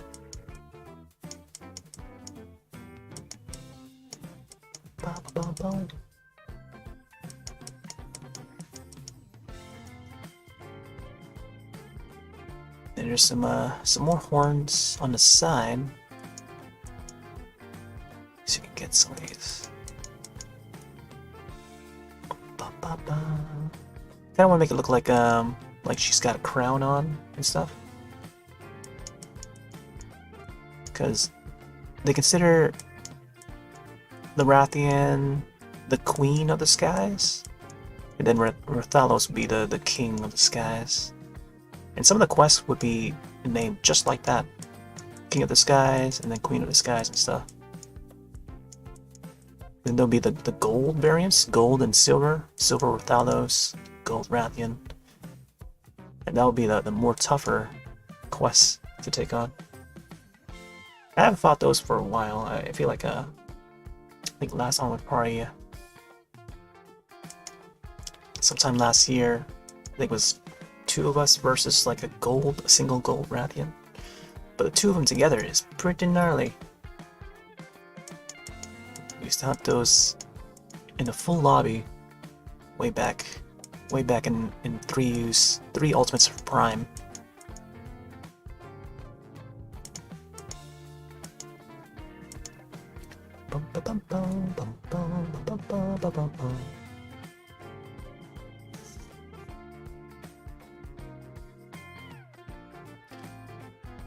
Okay, so this part of the head is spiked up this way.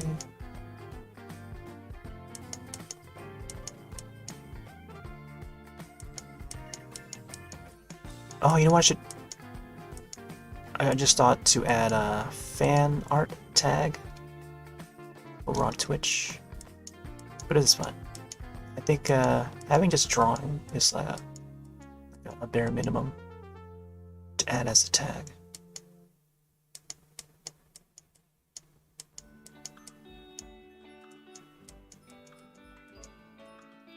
I feel like I should go back to the dark outline. The dark color outline.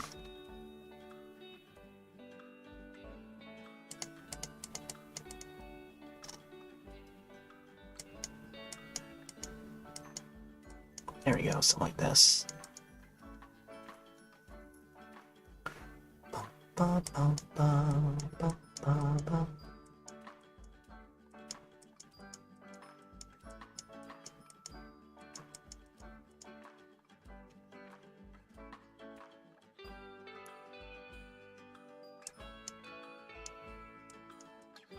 Yeah, there we go. This here is how we can tell that there's stuff going on above the eyes here.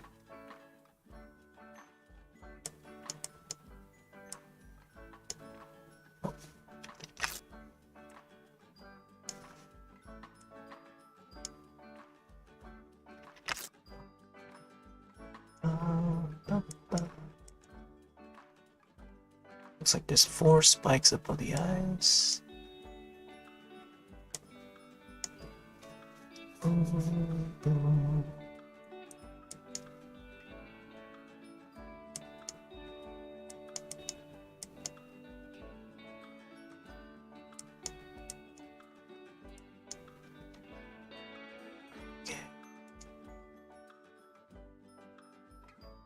The beaks for these Rathies are kind of bird-like. It's almost like a parrot, where it's got like a curved beak, and the shape of it is like just like a parrot almost. Not quite. I don't know what else, like what other bird I could compare it to.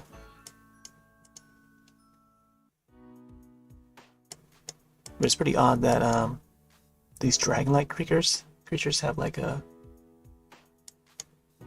beak that's separate from the head. I mean, it's part of the head, but it's like a different color from, you know, like the nostril part is different color from like the rest of the head.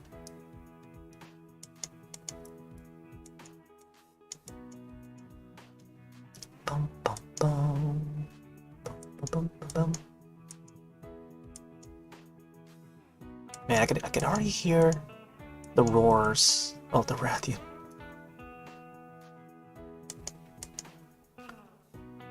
In my mind. Alright, let's get the horns here.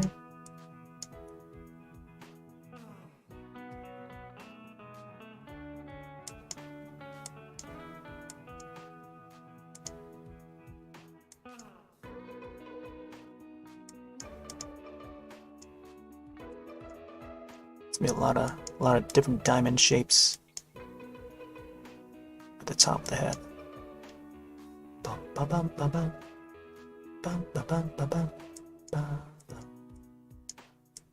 bum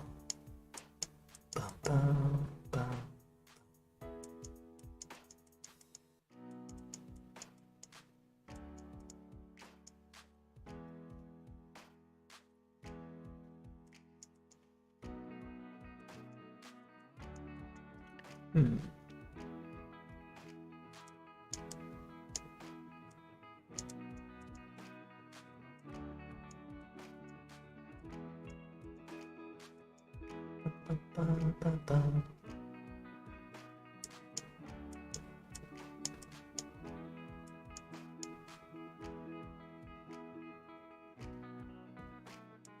Yeah, I feel like the head is probably one of the most complex part of this creature.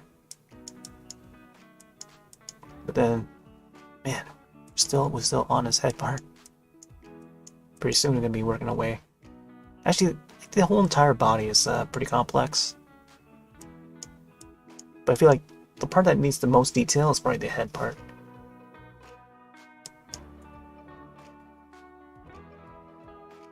Let me see. Okay, so this part is just like that. Then it goes down. Then another big part that comes around this way.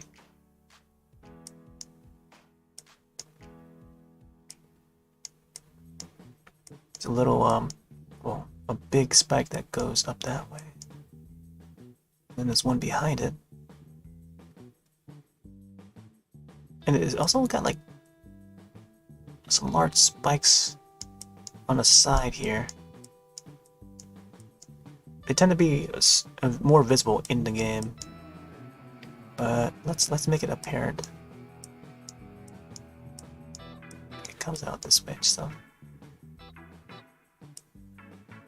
we see it when she turns around. She does that tail spin. Like both the Rathalos and the Rathian, they tend to do that tail spin a lot. Tail spin. Something like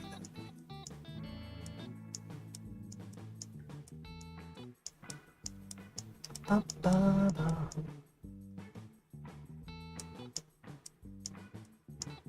Ba, ba, ba, ba, ba, ba.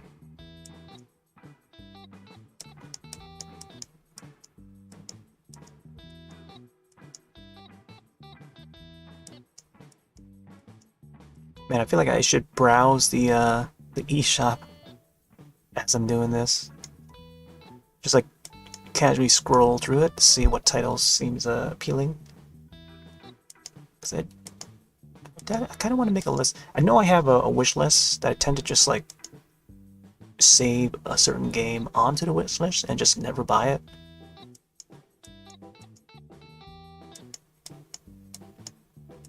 But now, you know, now that they're starting to close it down, it's like, man, maybe I should add more to the wish list.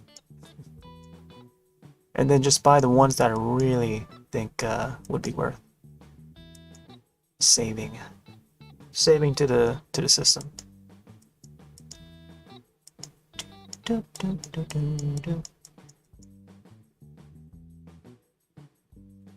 Bum, bum, bum, bum. Bum, bum, bum, bum.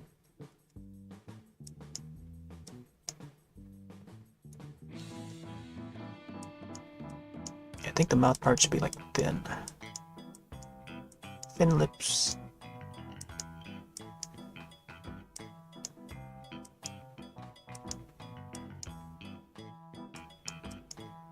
We should probably see the should be able to see the teeth. Too bad we can't zoom in though. The limitations of this program or Scribble.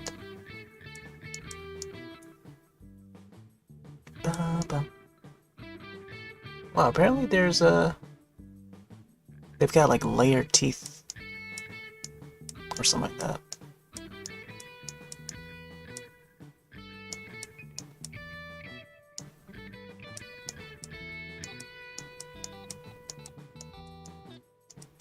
Oh, pink Rathian.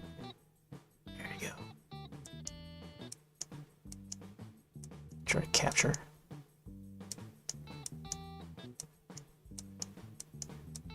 So on Valentine's Day, what did I play on Valentine's Day?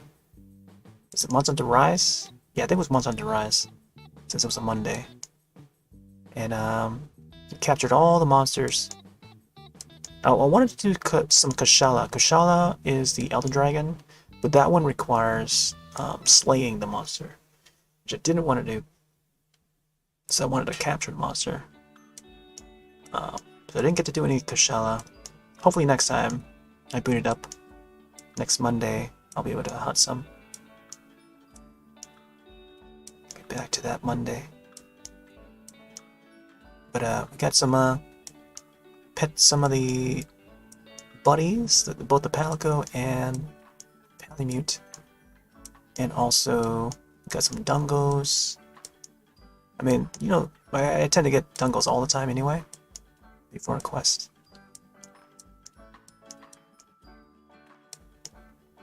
Also got some Dungo tickets as well, along with that.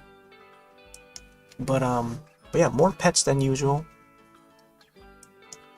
Fed them some snacks. Handshake. Which is always fun to witness. And I totally forgot. I just remembered it like yesterday or something. Where I could have pet Celeste, which is the Kahoot Isle. I didn't get to pet or feed Celeste.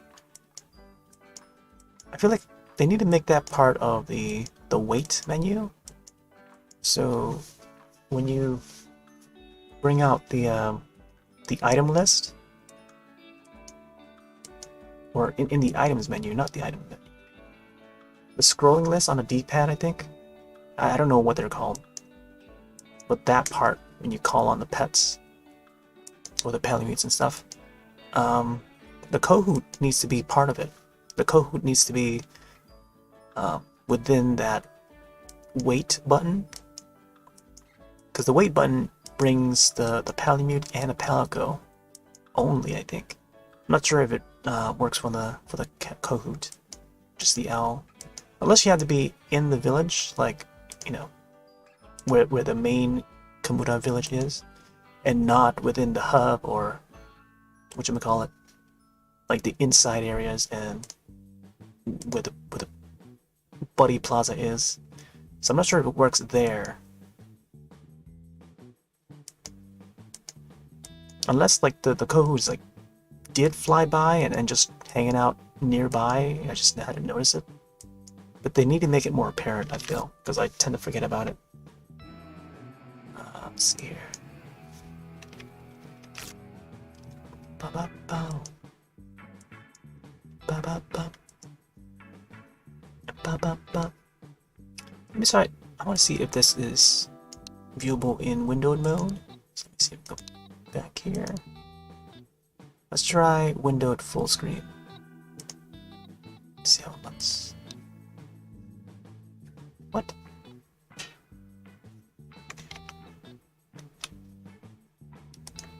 Okay, yeah, it still works. This looks like it's just still full screen. Let me try window. What? That's so weird. Okay, let me change the resolution and see if I can get it look proper. Okay, this is fine too. I think I like this. Okay, let's go back. Alright. Yeah. Now it's completely in windowed mode, at least for me, for how I see it. But it's large enough for me to, you know, continue on the drawing. Let's see here. Minimize that. Minimize OBS.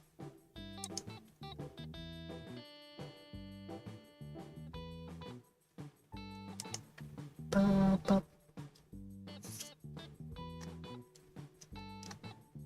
Ba-ba. Oh, it's gonna be a long drawing, I feel. This could extend to next week. I don't know. And that's fine too, because I'm not sure what else I want to draw in the coming weeks.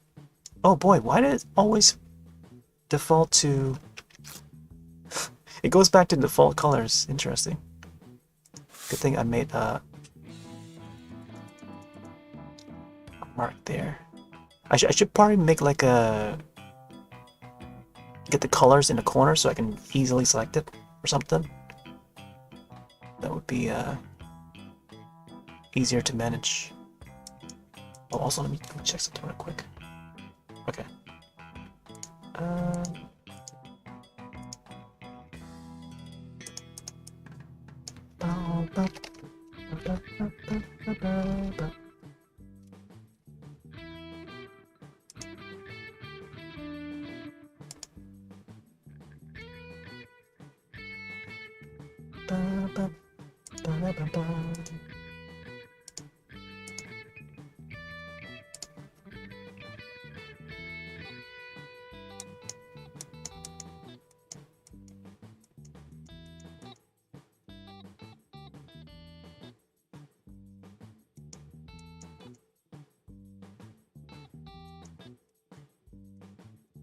Let's get some more spikes coming out the face.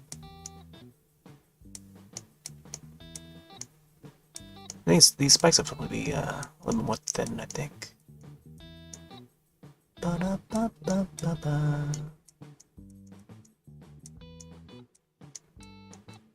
Bow, bow.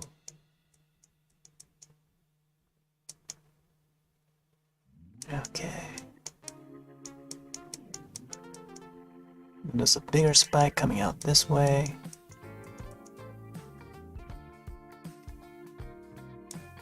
I think that's supposed to like curve forward or something. So you can try to get it to look like it's curving forward. Yeah.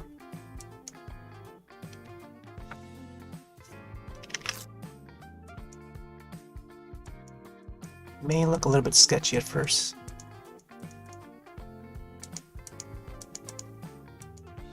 Gonna fix it afterwards. Alright, let's work our way in, down the neck.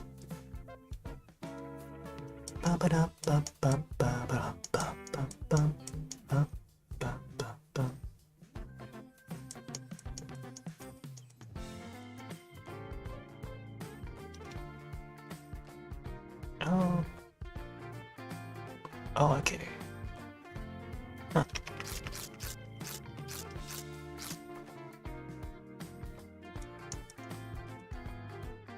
Big spike there, and then one here in the middle,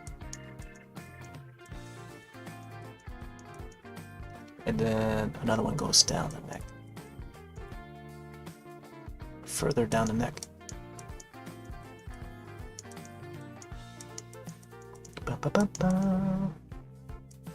They kind of look like, I guess, in terms of how they design a monster, these are supposed to be like, they're the scales, but then like scales are usually like fingernails, like human fingernails,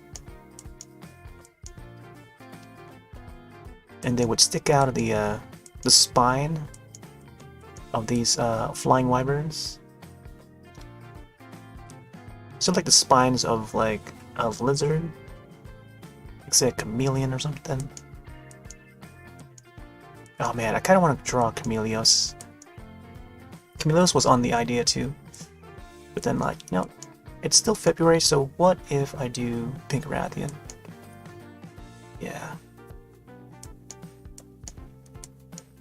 Yeah, who knows? Maybe Chameleos could be something I'll draw for next month or something.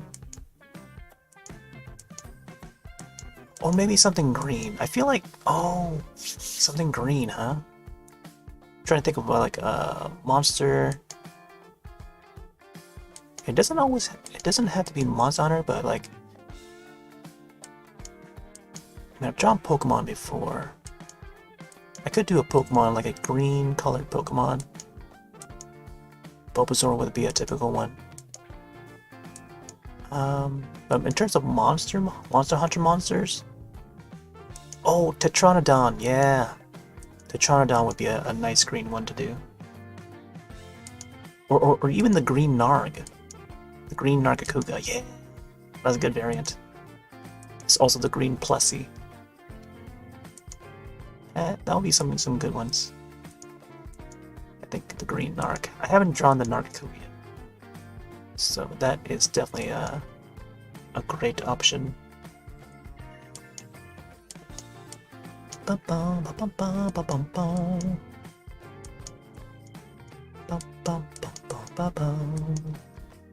It's coming out really nice. Save. Yeah, can do a lot of saves, man. I hope the drawings remain intact with the program, or else I may have to start backing them up or something. And there's an exact directory too to find these drawings on the hard drive. They all get saved to a PNG file.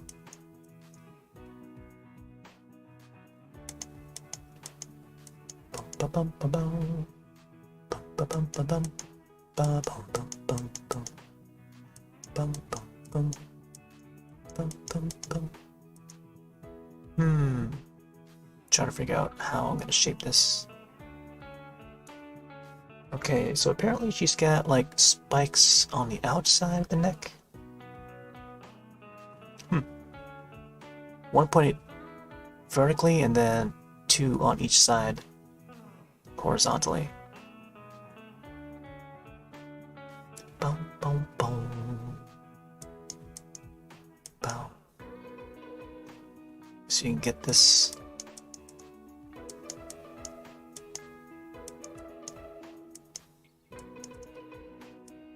Bum, bum, bum.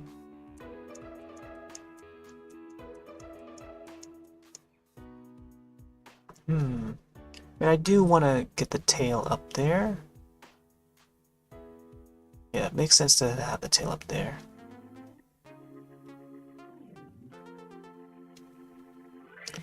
Or maybe even like flowing underneath. Probably see it like in a distance. Underneath the chin, I think. I can probably keep it up here.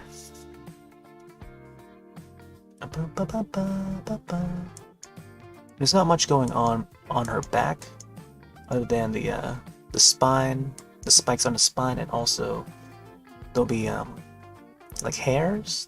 What looks to be hairs, but like they're just like straight like pins, like popping out from the back. Also the arms, the wings. I mean.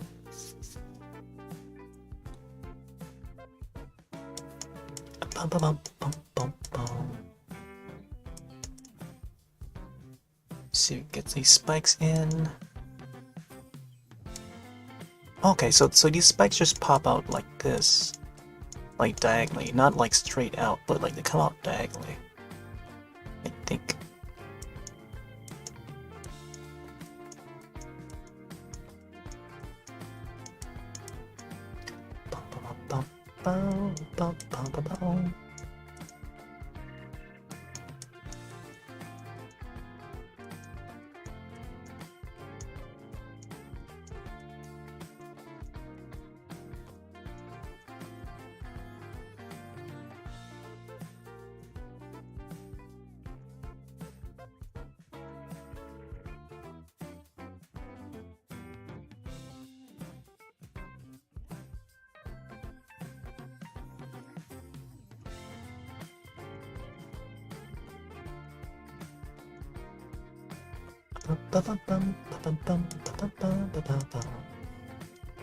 Something like that. I should probably color these so I know that which part is the dark parts of the image. I come back with it with a browner color.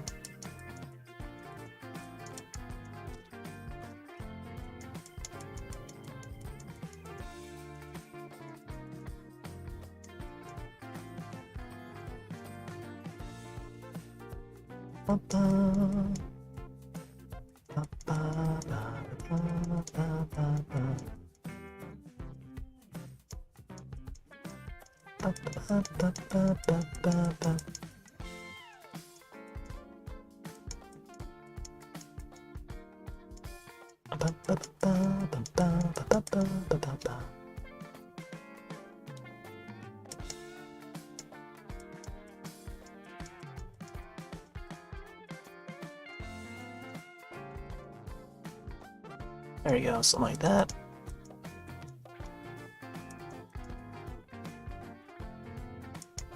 Let's continue it down this way.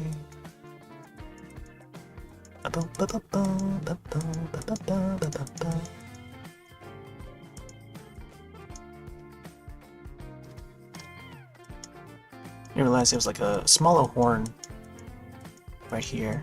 It starts off with a small horn at the front, the forehead part. It's like a diamond shaped, and then it goes to a bigger horn.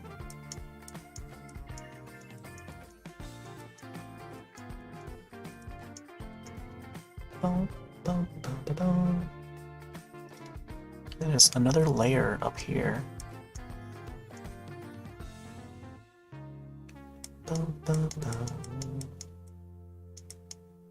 Another layer here. So many spikes on the head.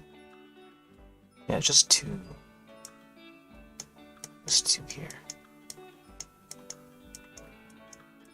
Man, the way that they design these monsters is just...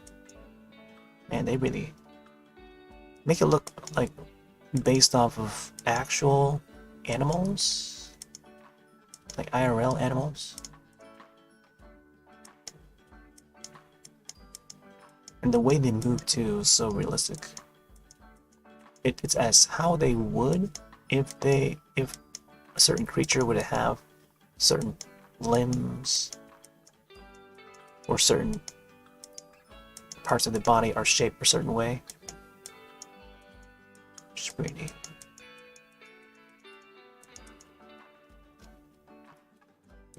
It's like realism in mind.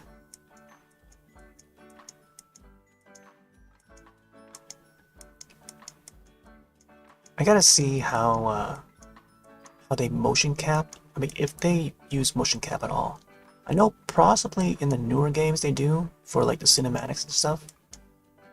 I feel like programming these creatures to move the way they do would definitely require studying like animal movements and stuff of crocodiles, for example, especially for like the Ludroth and some of those land and sea creatures like the Lachiacrus and the Royal Ludroth. Probably be based off of like either the Komodo dragon and or like just general crocodiles and alligators and stuff, which is pretty neat.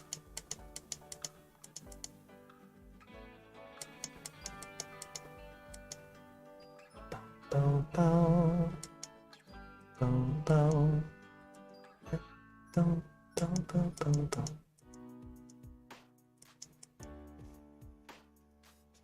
Okay, I think her chin is also a darker color or something. The spike part on her chin.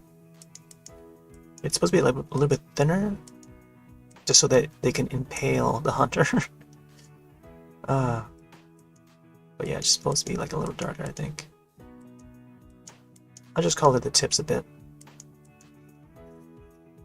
And I think the beak might be a little bit more darker color. Let's go for a lighter. Bam. There we go, something like that.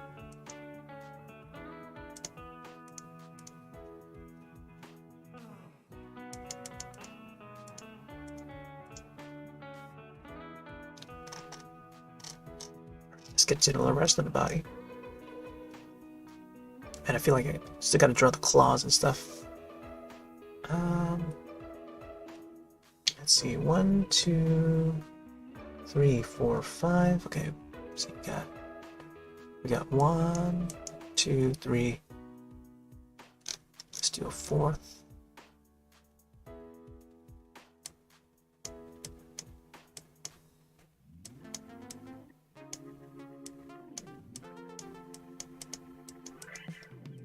And then fifth.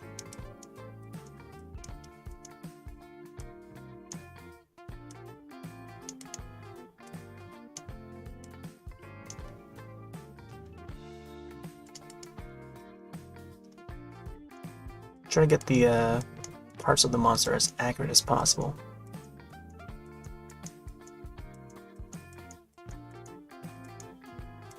Just so that, you know, it'll look right. It will look like Rathalos or Rathian.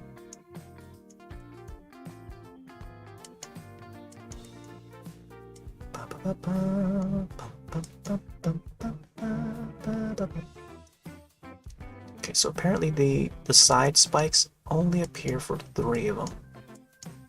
So I think this would be the last one here.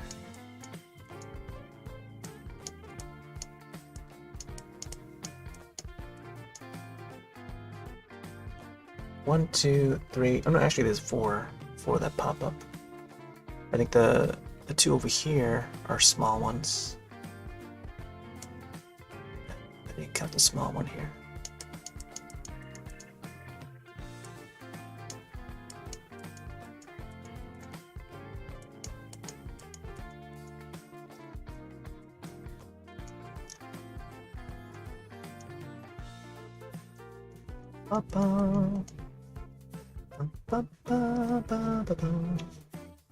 Yeah, I think the last one is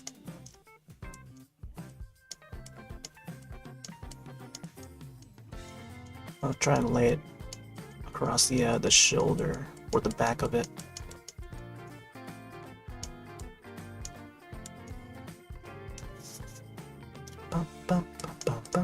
Like how like the spines would be like in an S shape almost. It's sort of swervy. So it's got this whatchamacallit, ergonomic shape to it. Wow. So looking back at this, it's like, wow. I'm actually drawing a Rathian. so back here would be where the hairs, where spiky hairs would pop out. I probably should use a different color for this part, but yeah. Since we're just adding the base color and stuff, let's go for a lighter color here.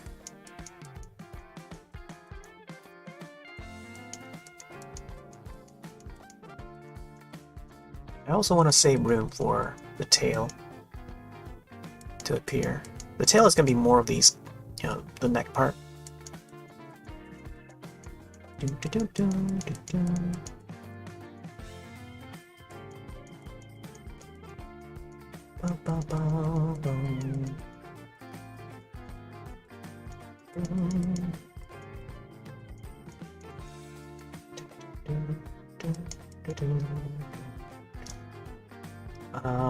But yeah, I think for the body of both the Rathies, the body starts to bend around like after this part here. So the bottom part of the body could either go in like an L shape or triangular, and then the rest of the tail is like on its own. Could either go up this way or down this way, depending on what kind of attack that it would do, whatever movement. Maybe it would be in defensive mode or something. Trying to like claw the hunter. Let's see. Try to move the window over to the left a bit. And I feel like there's not enough room on this monitor. And the second monitor.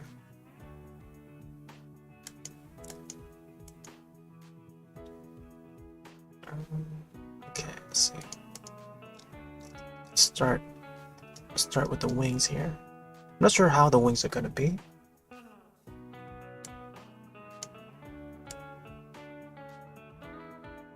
could try to make it so that it's like this.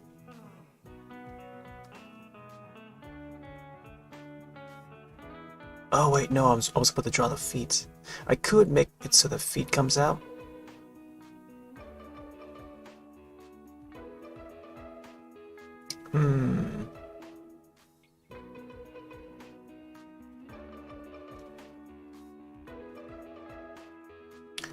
Oh. Okay, so wait, does it have 4? I thought I had 4 fingers. Wait, 4 or 3?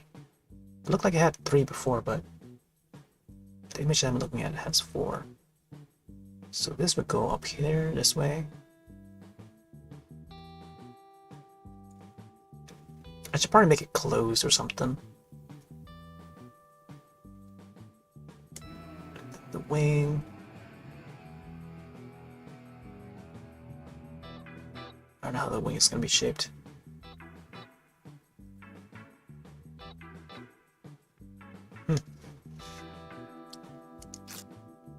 Could make it so that the wing is up this way, like this, and then like that or something. Yeah, like that. Huh. Yeah, I think that would be cool.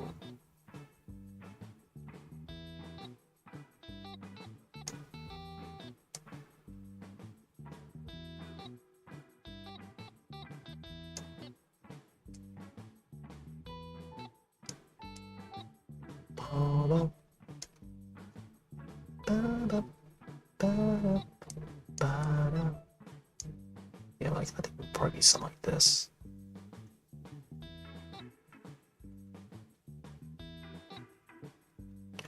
Like its wings have like quite a bit of muscle to them. I think the spike here should be over here.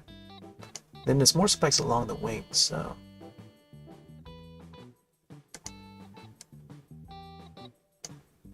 More coming down this way. That part should be end of the wings. I feel like I could make the because I want the patterns to appear on the wings too. We'll see. Favorite game on the GameCube? Oh man. I mean, I could show you my GameCube collection, but I'll wait till maybe Friday or something. Or possibly even tomorrow, I'm not sure. I'm trying to think. Favorite game on GameCube? I mean, I had a really great experience with the Wind Waker. Wind Waker, very memorable. 2003 for me. It took me a while to actually pick up the GameCube. So my story with the GameCube, I'm not sure if I probably told this a few times before during like Animal Crossing, whatever. So my story with the GameCube, like I wasn't back to playing video games. So let's see. So Nintendo, like after Nintendo 64 era, like Nintendo 64 era, it was mostly like multiplayer. Go to my friends or my neighbor's house who live across the street.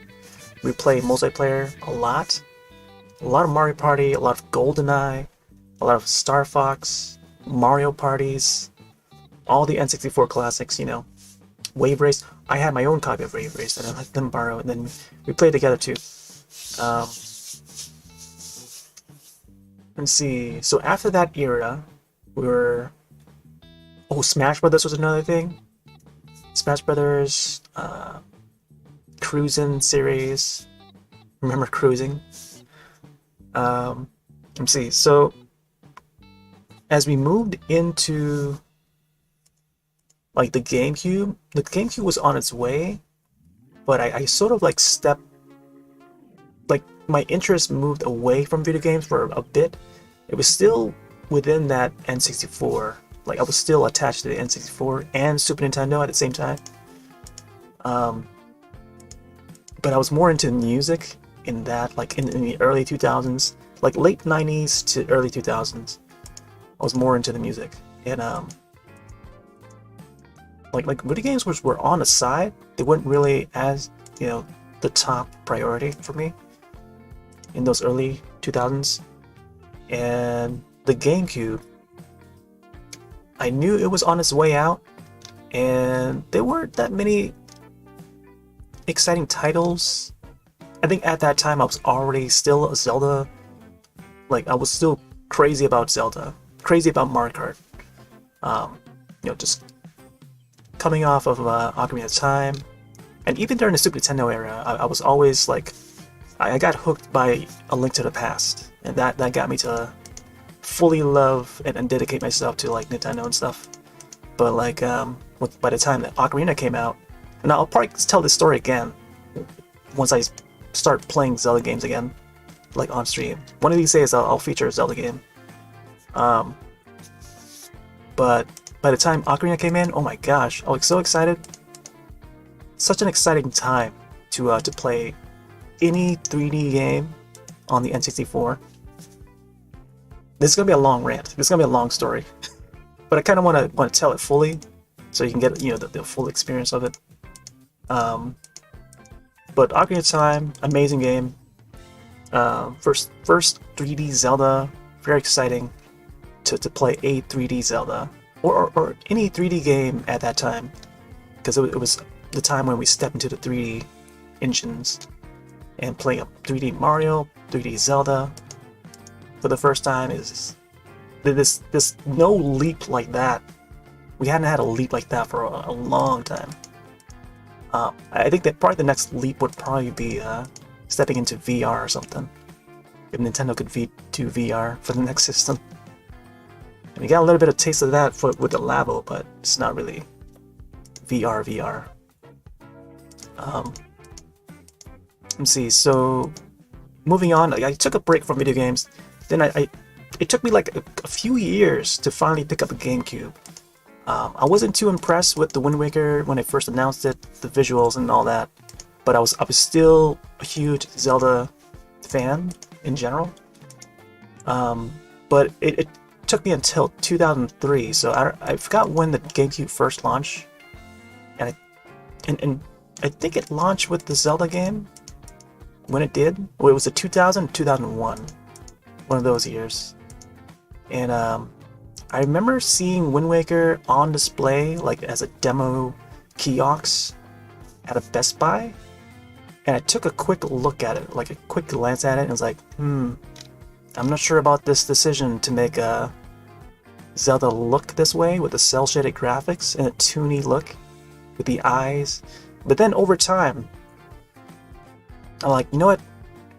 I'm gonna play that new Zelda, that Wind Waker Zelda, and see what the fuzz is all about, you know? Because it's about time I you know, put my foot down and play a brand new Zelda, because I was hungry for, like, what's the word?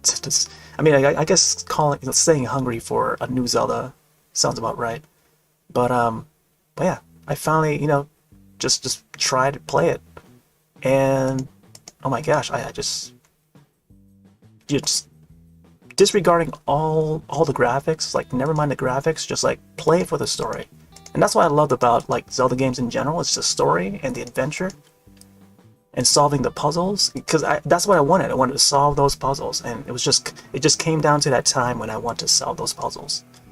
So I played, you know, Wind Waker summer of 2003, just after I graduated high school. Got nothing else to do, so I played Zelda.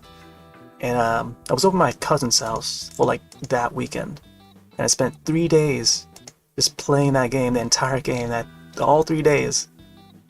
So it took like 3 sittings just to complete it.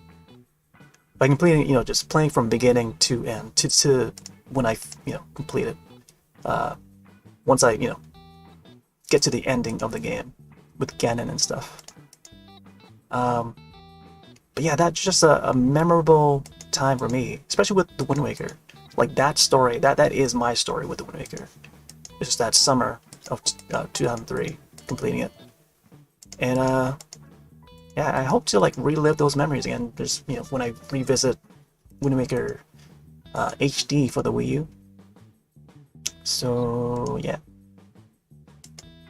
you're definitely gonna be hearing that story again when I play the HD version.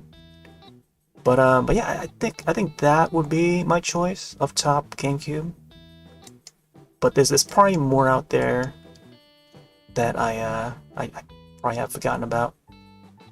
I would have to revisit like Wario World and stuff, and also the Mario Party games.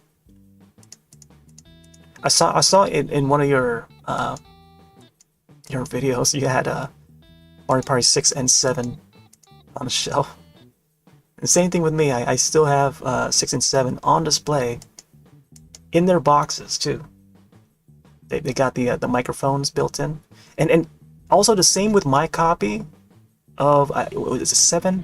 It says the bestseller. It's on the box. It's on my box too. So yeah, your copy is not the only one that has it.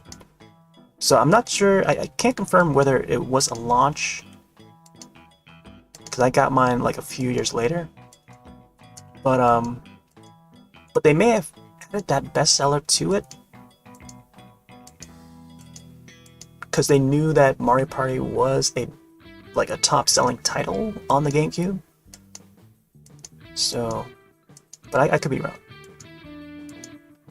And it could possibly be just for that bundle, with the microphone bundle, that has that bestseller tag on it.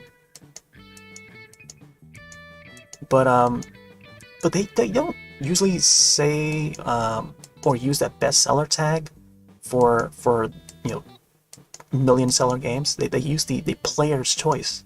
So having the bestseller tag on the cover of the box is quite unusual for Nintendo releases. But yeah, I wanted to point that out. I noticed that too on my box. I'm like, what? Because when I dug my games back up, and I noticed that when I brought it down and put it on display, I was like, what? How come it has a bestseller? Let's see. Mario Party 6 has it. Fairly certain it was on the box from launch, because I know from the box release date. Yeah. So yeah, I know I got mine. I forgot what year I got mine. But yeah, I got back into like, you know, the world of video games, like just around 2003, like back on the GameCube, and just experiencing what I missed out on, because I know, like, I think around that time, the Resident Evil 4 was on its way. I'm not sure it was announced yet, but from memory, I know that Resident Evil 4 was an important title because it's gonna be exclusive for the GameCube, and I know quite a few people that bought a GameCube just to play Resident Evil 4. But that's another title that it's worthy of note, which is, you know, Resident Evil 4. Let's see. I'm trying to think of another GameCube title.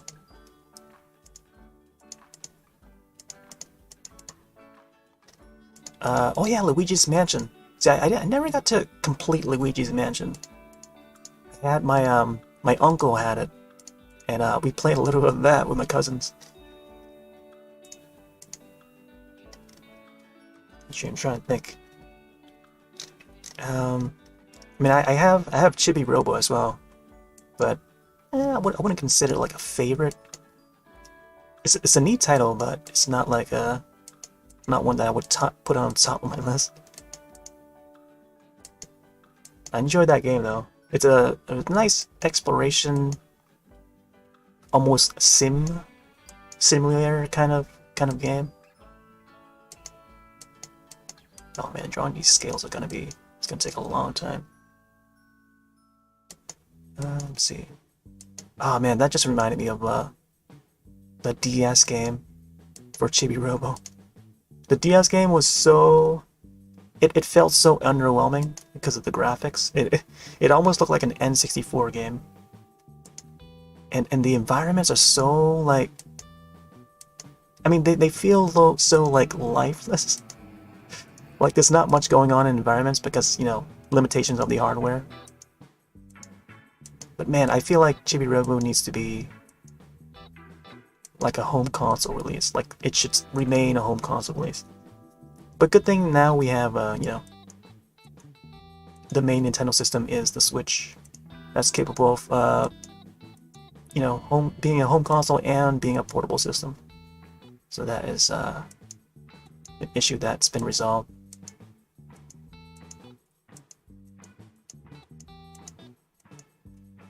I kind of want to give this Rathian a little bit of muscles. I can't think of any others, like just Wind Waker is just enough for me. Oh, Metroid Prime! Oh man, totally forgot about Metroid Prime. Yeah, Metroid Prime, that's another great one. I have that. I have 2 copies of Prime. Actually, make that 3 because if you want to count the Wii version, the trilogy, I have that as well. Yeah, on the Wii. So I got 2 copies of the GameCube release, and then the trilogy one for the Wii. Metroid Prime 2, Echoes.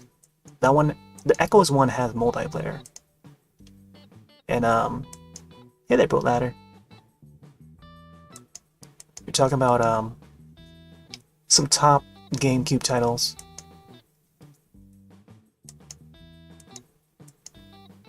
I also have Killer 7. Killer 7 is the Suda51 game.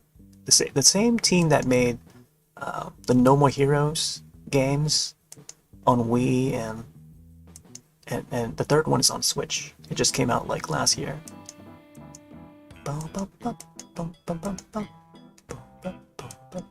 Also, I'm drawing a Pink Rathian. I was also going to say Rathlos. Pink Rathian from Monster Hunter.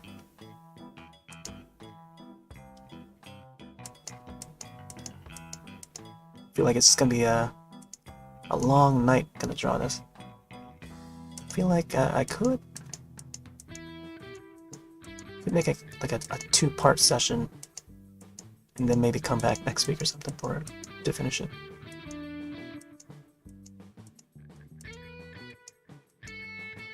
But yeah, Killer 7 is another one. Trying to think of that GoldenEye game. Not GoldenEye, but the James Bond game. I think From Russia with Love was the one. I think there were a couple of them. But Russia with Love was one that I have. And that one also has multiplayer. I've only played like once in multiplayer. The controls are alright. I cannot get used to like twin stick first-person shooters anymore.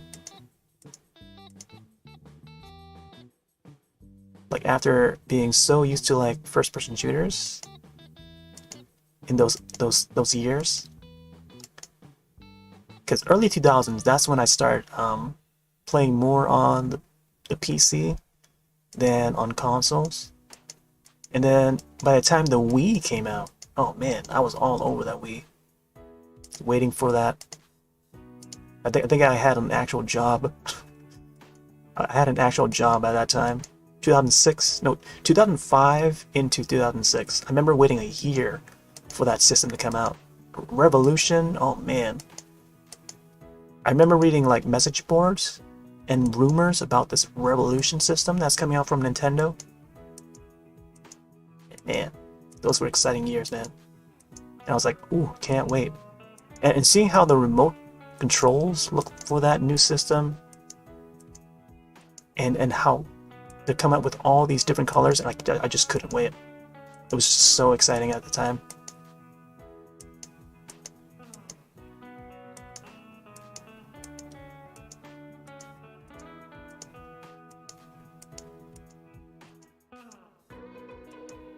But yeah, we finally got that.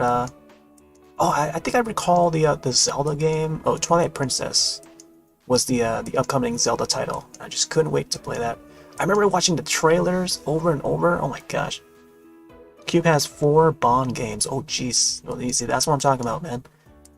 Russia with Love was the one that I was referring to. I think there was a Night on Fire or something like that. Was another one on GameCube. And I wanted to get the ones that had the multiplayer because I was feeling nostalgic for like GoldenEye experience again on a Nintendo system. And then like we never got that GoldenEye until like Wii. But next, you know, what's gonna be the next GoldenEye game, you know? Oh, I also had oh, what's that? It's like a Twitch shooter that was on GameCube. Time Splitters. Time Splitters. Yeah, that was the other first-person shooter in the realm of like Twitch shooter. They call them Twitch shooters when it's like fast-paced. When it feels like Unreal Engine or Unreal Tournament, those are the, you know, Quake and Doom, Duke Nukem. Those are the Twitch shooters. But yeah, with Time Splitters, I think it was Time Splitters 1 or 2. I think it's just the first one that's on GameCube. The second Time Splitters was on PlayStation 2, I think. Let's see here. But yeah, that one was had a fun time with that with my cousins. Like I would normally just play like during GameCube era. I would have 2 friends that I would play with on that system, on the GameCube and the Wii. Well, actually on the Wii, there's quite a lot of people that I played with. But GameCube era, it was just 2 other friends that we would have like a multiplayer session with. And then for whatchamacallit, that Time Splitters game, it was just with my cousins. And it was the one time we got to experience the like the first-person shooter on the GameCube, because normally first-person shooters were mostly talked about for Xbox and Xbox 360. So yeah, that was what the I mean Halo was being the big IP at that time, especially for consoles. So, you know, it was that generation where like, oh yeah, games are becoming popular, more popular than before, than the past generation. At least until the Wii came out. The Wii became a massive success. of course. But it gave way for new types of games, and not just like first-person shooters. Although, you know, Red Steel. Oh man, Red Steel. Haven't talked about Red Steel for a long time. See, now we're moving a generation forward. So I don't know. Are you ready for the Wii talk? The Wii talk. I mean, we talked about Wii U already, so.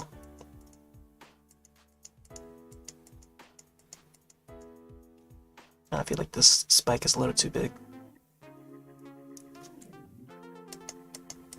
But yeah, I've got my Wii launch story queued up. I can save for another time though. Let's work on this side.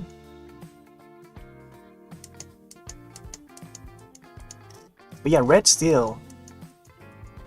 Another interesting title. That's another one that we played like locally. Played locally with 2 other friends. Mostly we're just with that one other friend. And I would be the one that kicks ass. Or kick butt in that game. So I would know all the little things. Like there would be a vent. Wait, was it the restaurant? Yeah, the restaurant stage. That game was so fun in multiplayer. Especially in multiplayer. Because I would rock that. Oh my gosh. The thing with that game is that you can throw grenades. I think the grenades are infinite or something like that. If I recall. I haven't played that game for a long time, but from what I recall, the grenades are infinite. Like you can just throw it, toss it anywhere on the map, and just, you know, experiment. But yeah, I remember playing that restaurant map, and I would be camping in the vents. And then my friend would go into that vent, would try to do the same thing that I did. But oh my gosh, that's just so fun. I would throw a grenade in that vent, and he couldn't escape. So, and then I took my spot back in. So that was so fun. There's a way to go into the vent, and then there's a way to come out. There's like, so you would know when like an opposing team is about to enter or come near that vent, so you know when to prepare to shoot and stuff. Man, that game's so fun. Sadly, they never came out with a part 3. And part 2 didn't have multiplayer, so it was still a good game. I still have the poster. Oh, it's not hanging up on the wall anymore. I had Red Steel 2 poster hanging on the wall. I need to find it and put it back up. I feel like I need to reposition my my walls a bit, and also maybe I need to move my shelf to the side so I can get the posters in view.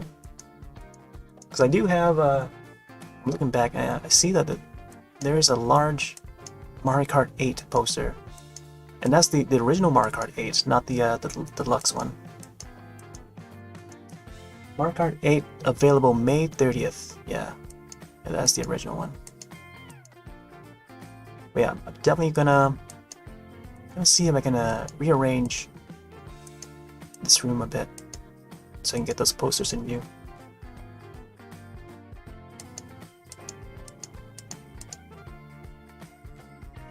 Yes, there's quite a few posters. Oh, there's also the Legend of Zelda Symphony poster that I have that I kind of want to put up.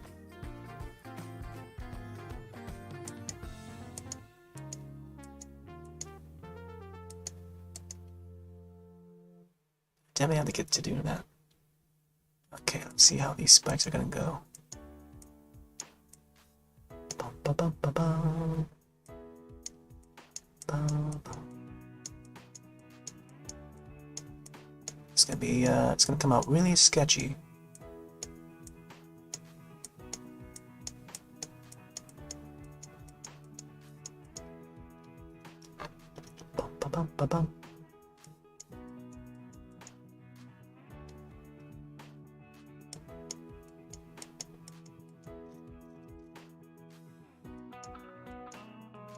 Yeah, I gotta see what the other James Bond games were on the GameCube. But I only recall like at least 2 of them. But I know for sure that Russia with Love is was definitely, that's the one I have. Oh, I had also the 13, which is the Ubisoft first-person shooter, and that one was sort of like a precursor to Red Steel. Not really, but I think it's from the same like team or so. It was the Ubisoft first-person shooter before Red Steel, and it was on GameCube. And they also made like a live-action TV series out of it, with starring Val Kilmer. It's like a mini-series, short-lived.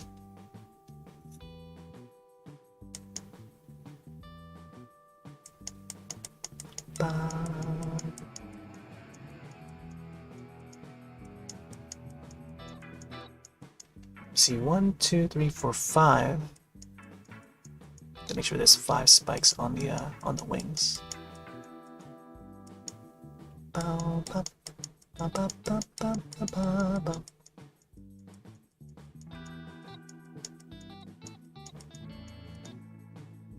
Not sure about this one over here. 1, 2, 3, 4, 5, 6.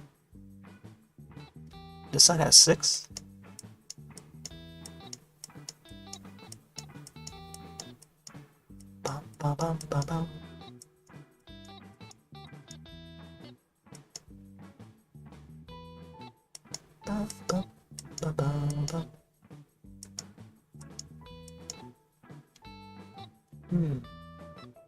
Okay, so let's see. Should probably make these a little bit more closer together. Oh, that's as far as I can.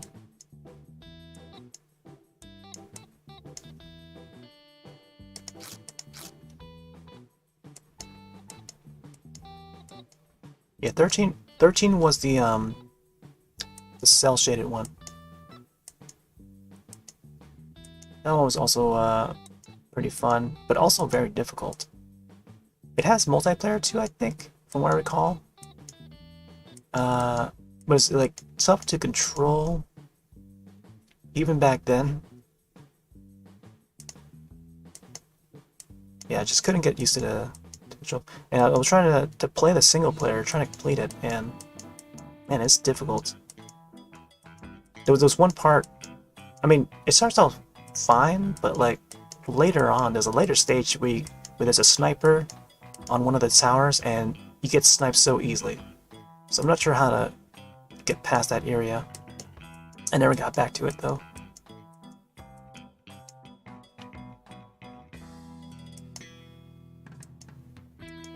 Yeah, that was another GameCube title that I would play. Let's see.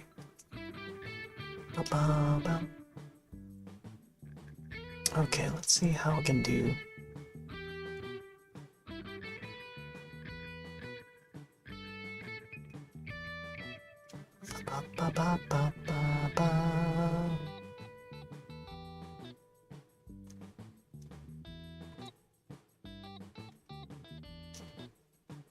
Okay, let's get the arms.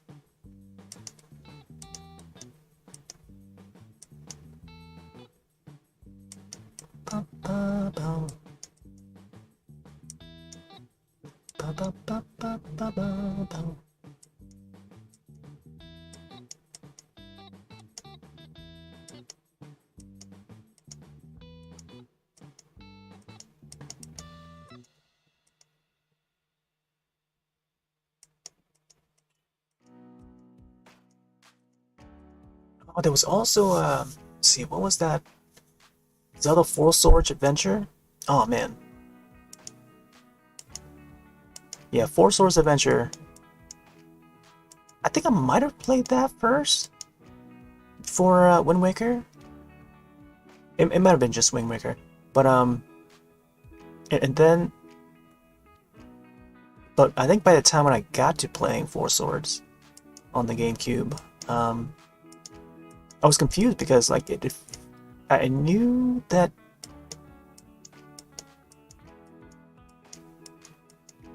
it was supposed to attach to the link, a link to the past or something like that, like within that world, and then I came to find that like some of the parts required like a GBA and a copy of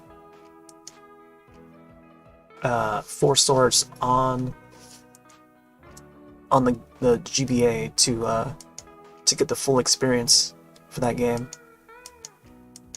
So I never got to finish that.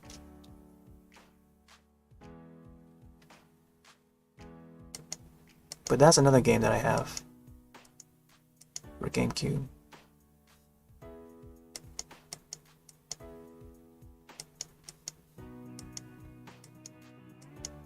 Oh, and also Donkey Konga.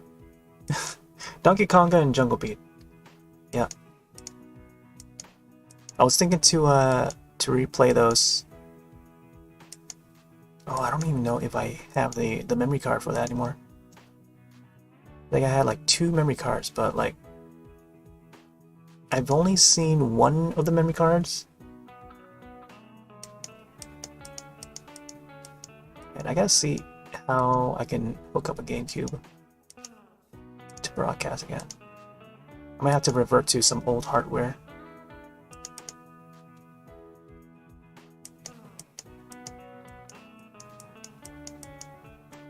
I think my GameCube was the later model. It's the Platinum Edition GameCube that came bundled with Mario Kart Double Dash, and that was the one, you know, where they dropped the price down to $99. So I picked it up that same year, I think. And those edition GameCubes do not have the component output.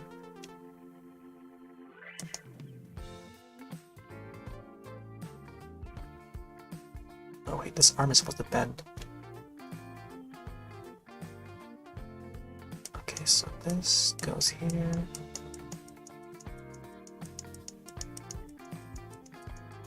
Yeah, so I think in order for me to capture the GameCube, and it's probably going to be in composite resolution, like, or you know, SD of course, but composite signal. And oh man, I gotta think about that. How I can cast that.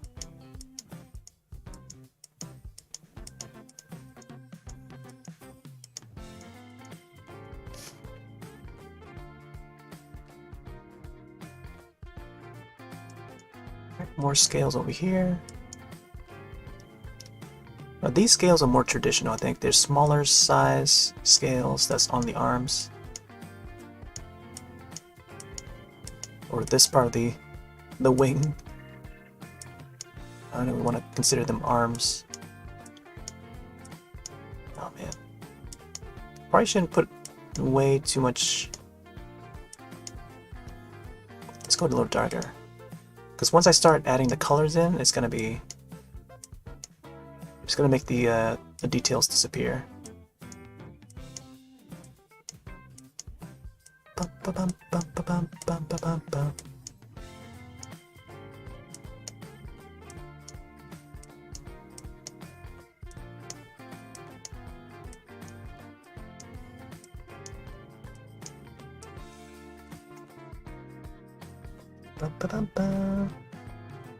Okay.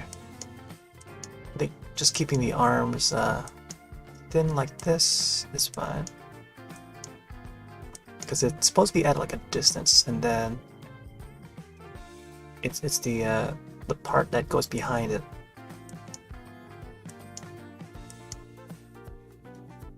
And this area would have more of the bigger scales. Ba, ba, ba, ba, ba, ba, ba, ba.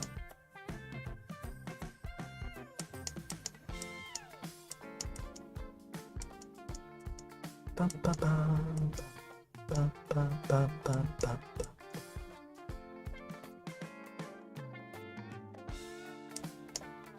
Oh.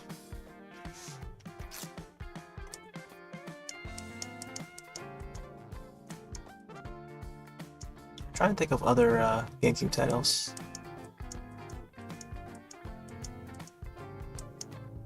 So you got Metroid.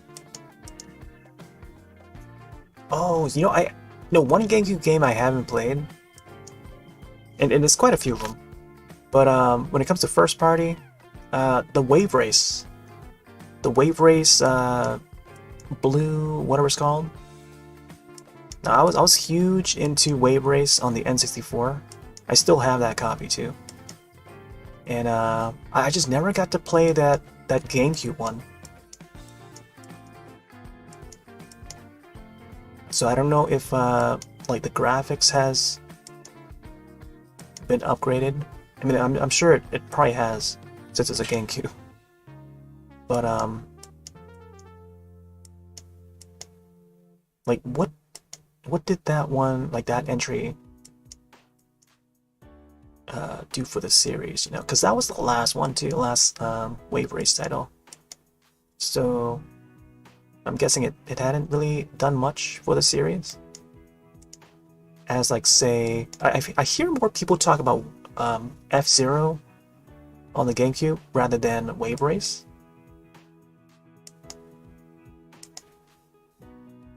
When it comes to the, you know, the GameCube titles. Rave Race. That's right, Rave Race.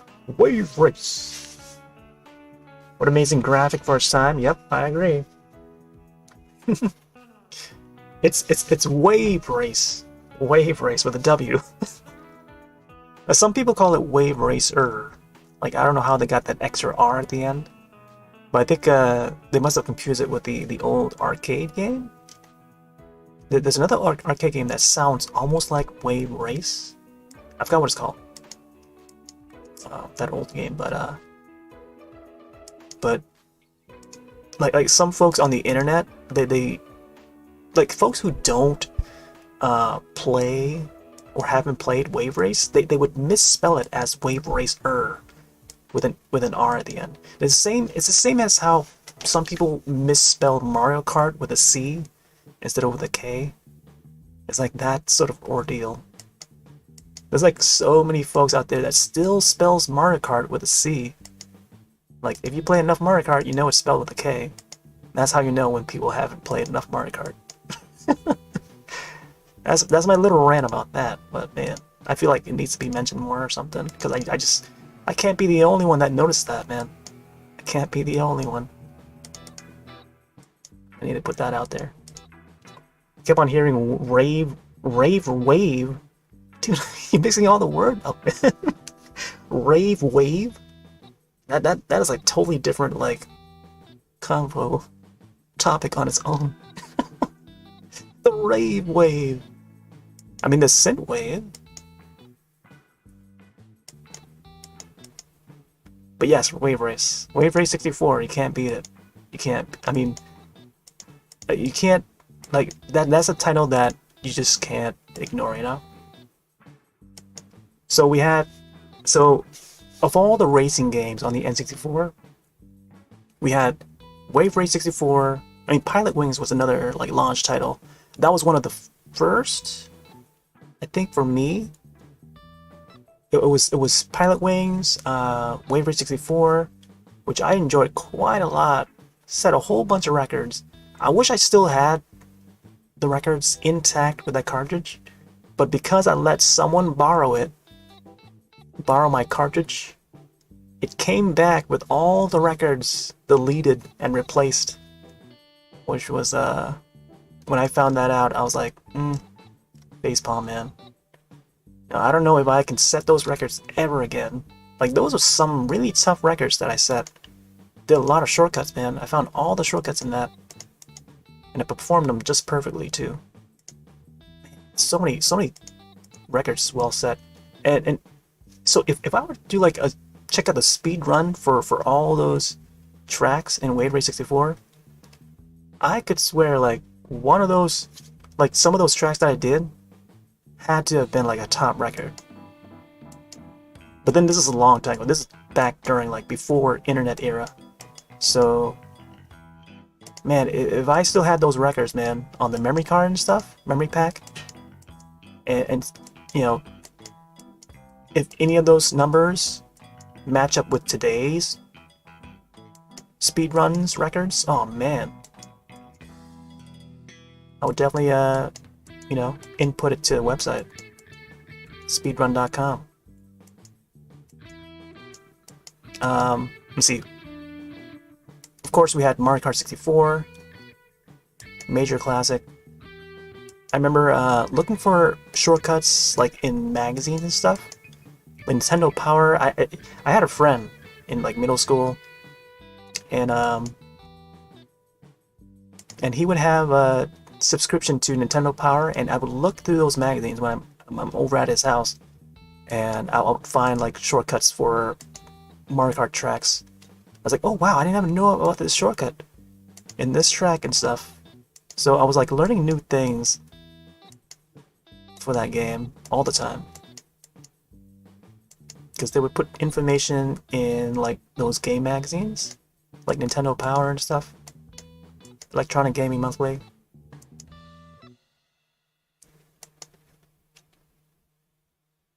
And yeah, it was always neat to see like hints and tips, game tips in magazines, like, because that was our source, our game source.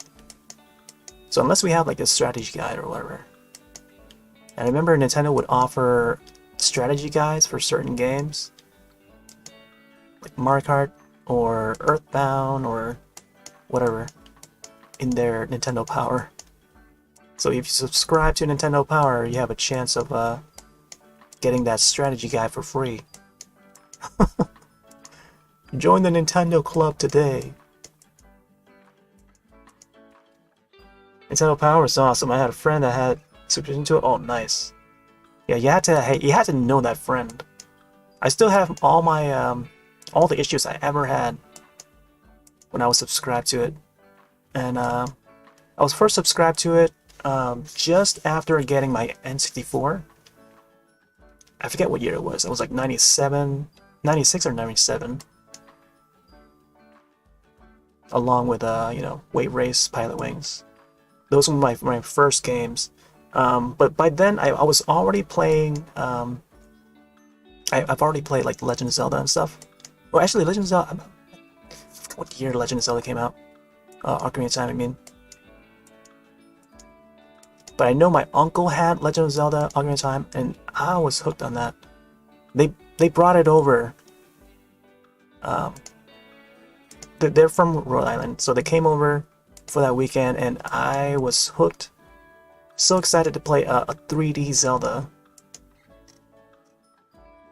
I couldn't afford one at a time, but when they came over with that gold cartridge, oh man, I was on that all weekend. And we were going through the water temple. Yep, the infamous water temple. And my uncle was yeah, playing his save file, and yeah, I was just sitting and watching like old times. Like I was sitting and watch during the Super Nintendo era and the Sega Genesis era. And I don't often get to play the NES or Super Nintendo unless they're away from home.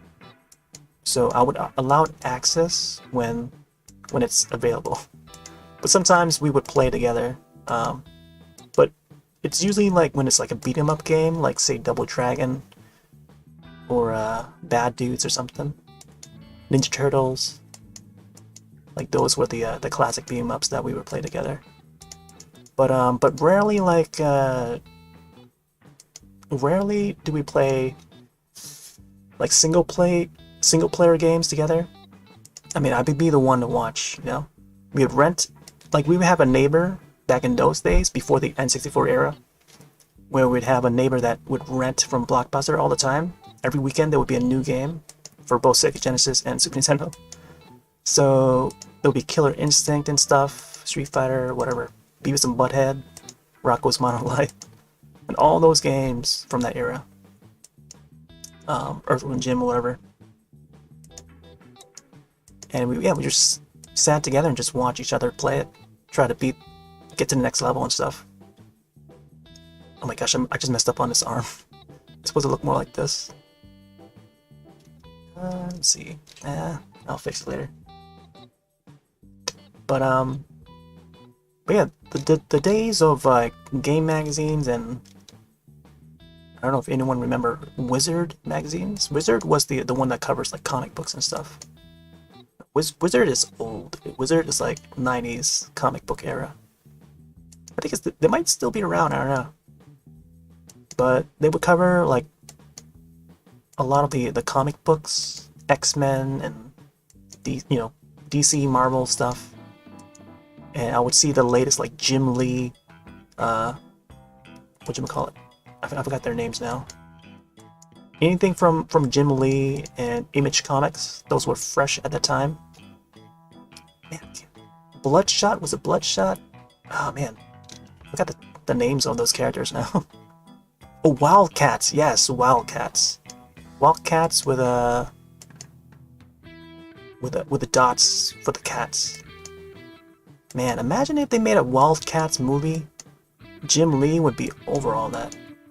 He'll be the one to produce it, or something like that, or in charge of production. Why hasn't there been a Wildcats movie yet? They had a cartoon too back in the day. So if Wildcats were as popular as like X-Men is nowadays, I feel like a lot of kids nowadays that are into Marvel and DC or whatever, they're not well aware of Wildcats, unless they were into it back then, or know someone that was. Because I feel like there's a few IPs. Now we get into like the comic book stuff, but I don't want to rant too much about it. But I just want to slip it in there for a little bit since we're talking about like old school stuff. But yeah, the Image Comics era, they had some really great IPs back then that had a lot of potential, but there were only like a few artists, recognizable artists that were working on in that branch of comics. But Marvel always were the popular ones, and DC, of course. But yeah, I feel like Wildcats has that potential. It's a matter of time before like a film studio would pick up that IP and make something out of it. But I feel like they could do like a new animated series, maybe in 3D CG or something. Like that would be neat. And I forgot their names already. Some of the character designs in that's pretty neat. Oh, and also Savage Dragon. Man, Savage Dragon was another one. That's by Eric. I forgot the artist's name. I know I have them set to my Twitter lists. But once I see their name, I'll recognize it. It's been that long. But yeah, these are some old IPs that deserves recognition, I feel, because they've been around for a long time. And they deserve new iterations, like either a movie or something, new TV show. Because Savage Dragon did have an animated series back in the day. Same thing with Silver Surfer. Came out shortly after X-Men and Amazing Spider-Man. And but yeah, that one definitely could use an update. They had a crossover with Teenage Mutant Ninja Turtles, Teenage Mutant Ninja Turtles too. In comics though, so many crossovers in the world of comics, and it just hasn't been realized in films yet, and or TV.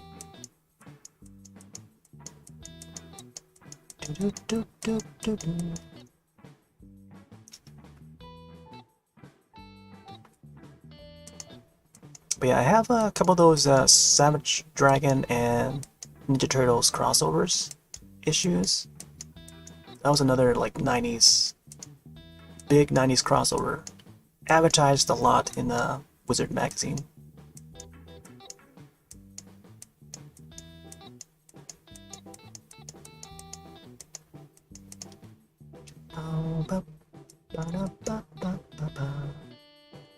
Okay, I think it's got like 3 spikes or something.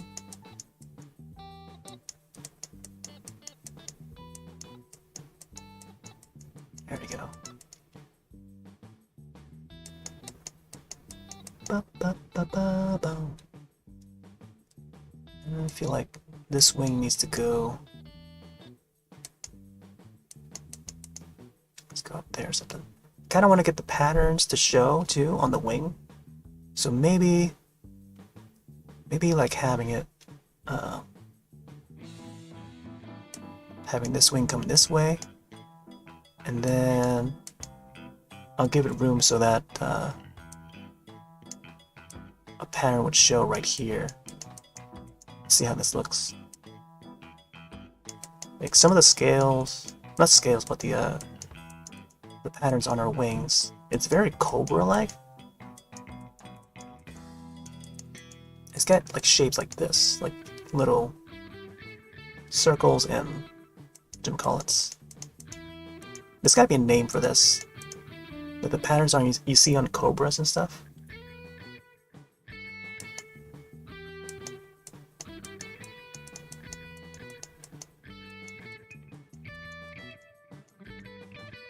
Oh man, I got one other property that's getting a revival. Oh wait, Transformers is getting a revival, and I think it's gonna be a trilogy of films. I saw an article, like just quick glance at it, but from what I recall, that there may be a new trilogy of Transformer films, and it looks to go the way of the Beast Wars. Like it seems to go that path, which is pretty neat. They're trying to tap into our nostalgia. Because Beast Wars was a thing back in like mid-90s. And yeah, I used to catch that on like TV and stuff. Early CG. It's around a time when Reboot was a thing. But it was like shortly after, I think. So there was Reboot, there was Beast Wars, and there was Voltron. So Voltron also had like a 3D CG thing going. It wasn't really popular because it looked terrible. It looked terrible. Because me being like a old school Voltron fan, I used to watch the original animated series, even though it's based off of like Japanese properties. Multiple Japanese properties into one. Go Line and all that. But seeing that CG remake, I think that's the first time like they did like official American produced Voltron, and it looked terrible. It was so vastly different from what we grew up watching, the 2D animated one. But yeah, I feel like man, they did so well with that Netflix series too. That was a huge success.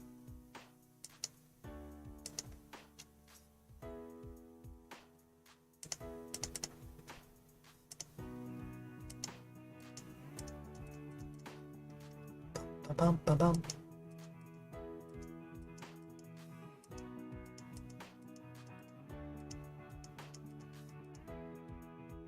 Let's see. I gotta think in this angle. Like, how would the wing look in this angle? Try and get these patterns to look the way they should. Dun, dun, dun, dun, dun.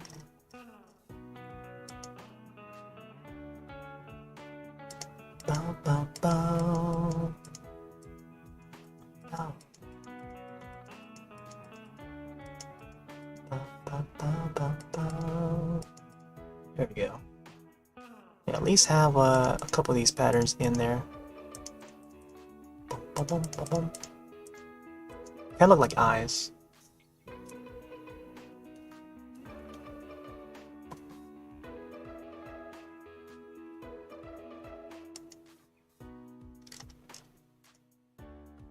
Bum, bum, bum, bum, bum, bum.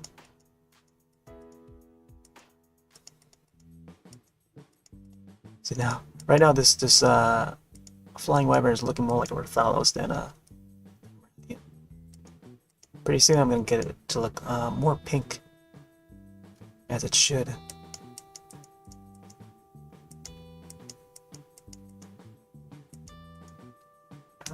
Let's see how far we're going on. Okay, so we got 3 hours in so far. Yeah, I think this might just be like a 2-part session, or let me have to save the rest for next session. But I'll probably go for a little longer.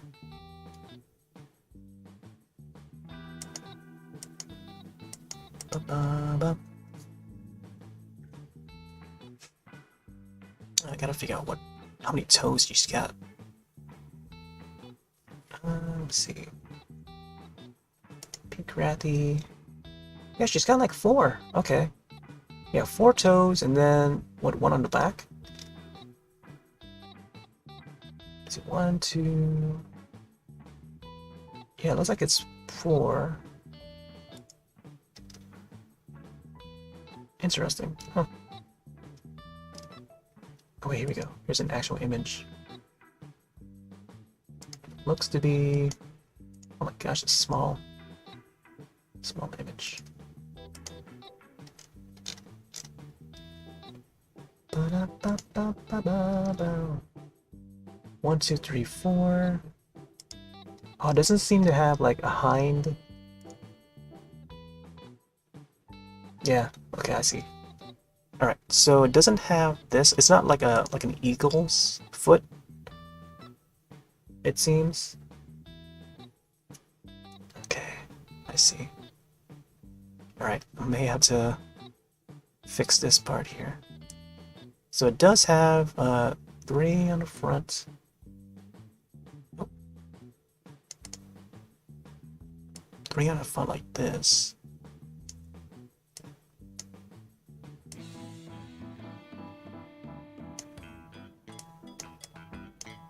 And then the 4th one would be like right here. Or something like that. It looks like that. Let's get it a little lower, like somewhere here. Ba-da-ba-ba-ba-ba-ba. Yeah, so it's like that. And the 5th one is not like down here, as I thought it did. Ba-da-ba-ba-ba-ba-ba. Okay, now let's attach the legs to its body. And now I'll form the legs, or I'll form the head. And I'm looking at some of these official arts for Pink Rathian, and they make the legs look like it's almost like a dress with a Pink Rathian in some of the poses. This is what? Oh, this is from Monster Hunter Online. Wow, MHO. Wow, there's a Pink Rathian in that as well. And if only Capcom had released that for the US play it. Okay, let's get the other leg here on this side. bum bum bum bum bum bum bum bum.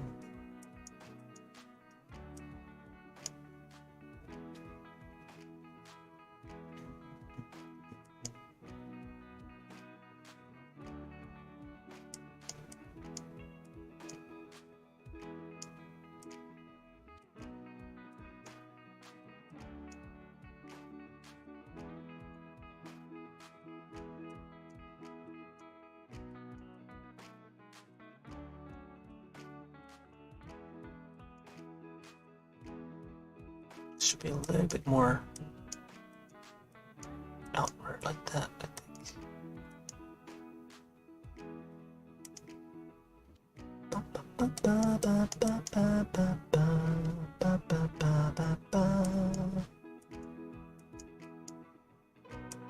There's also spikes coming from the bottom of the legs.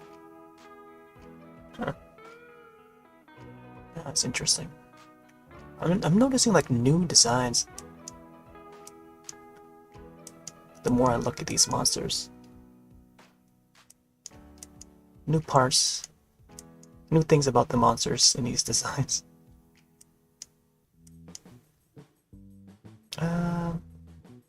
Yeah, maybe I should make it like outward like this or something. Bow, bow, bow, bow. Do you ever play either of the DS Zelda games? Oh man, got to mention the DS versions. So, oh, Phantom Hourglass. So, Phantom Hourglass. This is shortly after. It's a few years after Legend of Zelda, or Legend of Zelda: The Wind Waker. So, as I mentioned, The Wind Waker completed in 2003, summer of 2003. It wasn't until what the 2006, 2007 was when Phantom Hourglass came out. Oh man, I kind see now. I kind of wish that they could remake that game instead, put that on the Wii U rather than Wind Waker. Because now we got Wind Waker on Switch, so I was like, why keep on putting the same game over and over? Oh yeah, and another portion of this rant is that, and I feel like not a lot of people get to talk about it too much because they're gonna want the same thing, I think. But the thing with like porting old games over to like current systems, man, I just want to facepalm about that. But then at the same time, it's like, maybe it's a good thing. But then it just okay. So what it is that when they port old games, like say for example, Twilight Princess on the Wii U, the Wind Waker on the Wii U HD versions. Like they're porting so many of these older Zelda games for people who own the Wii U. And like for what purpose? To further delay the latest entry of Zelda? And that makes me wait even longer. But then, you know, it's not all about me, but like, I mean, for folks that want to get a brand new Zelda, like we have to wait a little longer, you know? Gotta wait till all these ports are all done for all these people that are just now getting into the Zelda games to experience them. It's like, man, when are we gonna get that next Zelda, you know? The next true Zelda.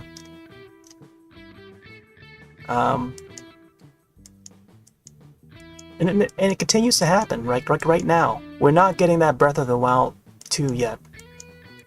And same thing with Breath of the Wild. We could have gotten Breath of the Wild a lot sooner if people had just stopped asking for ports. It was a very popular game. Like Twilight Princess, you can get that on the Wii so easily. It's become a bestseller item, or bestseller on the Wii. Just get it on the Wii. Or GameCube even. It's been released multiple times. Wind Waker, HD version for the Wii U and GameCube. Get it on either of those systems. Like, then now we have it on Switch, so it's like more waiting for us that want a brand new Zelda game. So Breath of the Wild took a little longer than expected. They want it to be perfect, but further delays means a better title, right? This is why they kept on making ports to appease those people that haven't played the previous titles and so on, because the Zelda fan base keeps on growing, and the more a fan base grows on a certain property, the worse. I don't want to say it's the worse it gets, but like the more exposure to a certain property, like there's gonna be more discussions, both good and bad discussions on about that certain property. Doesn't matter if it's Minecraft or whatever. We're gonna hearing all sides of the story, from all sides, like from all spectrums, every view. Like, you see all these people that ask for a Princess Zelda game. You remember that? Remember when people asked for a Princess Zelda game? Like, where were these people like 20 years ago? Where were these people 30 years ago? You know? So, like, the more exposure to some of these, to everyone, when a franchise becomes this popular, the more, like, political it gets, and it exposes it to all these things. Like, a Zelda game is a Zelda game, but it should remain, like, the simple formula for a Zelda game. You play as Link, and you solve puzzles, save the princess, and beat the bad guy, and you're done. But then along the way, you get to meet all these fantastic characters, both new and old, returning characters, and some new ones. But it's usually the same line, the same sort of formula. Sometimes altered here and there to freshen it up a bit. But for a mainline Zelda game, it's usually that. Very basic, very simple. Same thing with Mario. You play as Mario. Sometimes you can play as Peach if you want, or Toad. But mainline Mario, mainline Zelda, play as Mario, play as Link. And Link being you. You are the Link. Link is the link between you and the story. But when I see like things, like groups of people that ask for, like, can we get a game, that a Legend of Zelda game, and they sound like that they want a mainline Zelda game that features Princess Zelda as the main lead, as a playable character and as the main lead. But that's like changing the formula a bit. But yeah, this is all like an entire rant on its own. But I feel like wait, Zelda's a girl? Exactly, see? Exactly. Man, like, it's just, like, I don't know. When it gets that exposed, you're gonna be coming across, like, different, like, issues like that. I mean, I don't want to call it an issue, but, like, groups of people that ask for certain things, and it just further delays the development and production. And I hope it doesn't. I don't know. Maybe they could come up with some way. I know that in Breath of the Wild, they made it so that you can dress up Link to look like a princess. But yeah. To this day, I still haven't played Breath of the Wild. Oh yeah, for DS games. Back to DS games. Furthermore, I mean, we're still waiting for that Breath of the Wild 2. We don't even know the exact, like, full title of it yet. This is how long it's taking, because we keep on getting ports, port after port. Where's that next Zelda, But you gotta. I mean, they have to keep people interested by releasing ports, I think. And that is their business, is to appease those people that want that sort of thing. But yeah, back to Phantom Hourglass. Oh my gosh, that game is quite a unique one. So I played that in, what, 2007, I think? 2006, 2007. And, oh man. Very unique title. And it makes many great uses of the DS. I had to replay it over and over because I had so much fun. And I was showing my coworkers. That was back when I had an actual job. And I was showing my coworkers that part when you had to copy the map, and like I was trying to get his like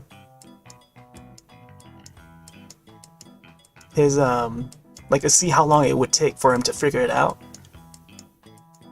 So there would be an early part in Phantom Hourglass where you would have to copy the map and also blow the sand off the map. So you have to like blow into the microphone of the DS screen. Well, the microphone on the DS would be below the touchscreen, and that's the part you gotta blow at. It was so unique. So it was a very like, I don't know how to describe it now. But if I were to talk about this game back when it was fresh, I would have so many words for it. But I'm trying to think. But yeah, I mean, the ideas themselves were fresh. The DS itself was fresh. They made so many good use of the DS features with that game. And the same thing with WarioWare. WarioWare always make use of all the system has to offer. On the Wii, on the DS, 3DS, DSi, all the WarioWares, please. Playing Phantom Hourglass right now on Wii U Virtual Console. First time playing it? Whoa! Dude. Wait, first time playing the Wii U version or Phantom Hourglass, like, itself? Like, your first time ever? Phantom Hourglass? Enjoy it, man. So what's happened with the Animal Crossing fandom with Switch game? That is another issue right there. I mean, I don't want to call it issue, but like, but you get what I mean. It just you know, it's just gonna cause things to stir, you know. But it's all for publicity, you know.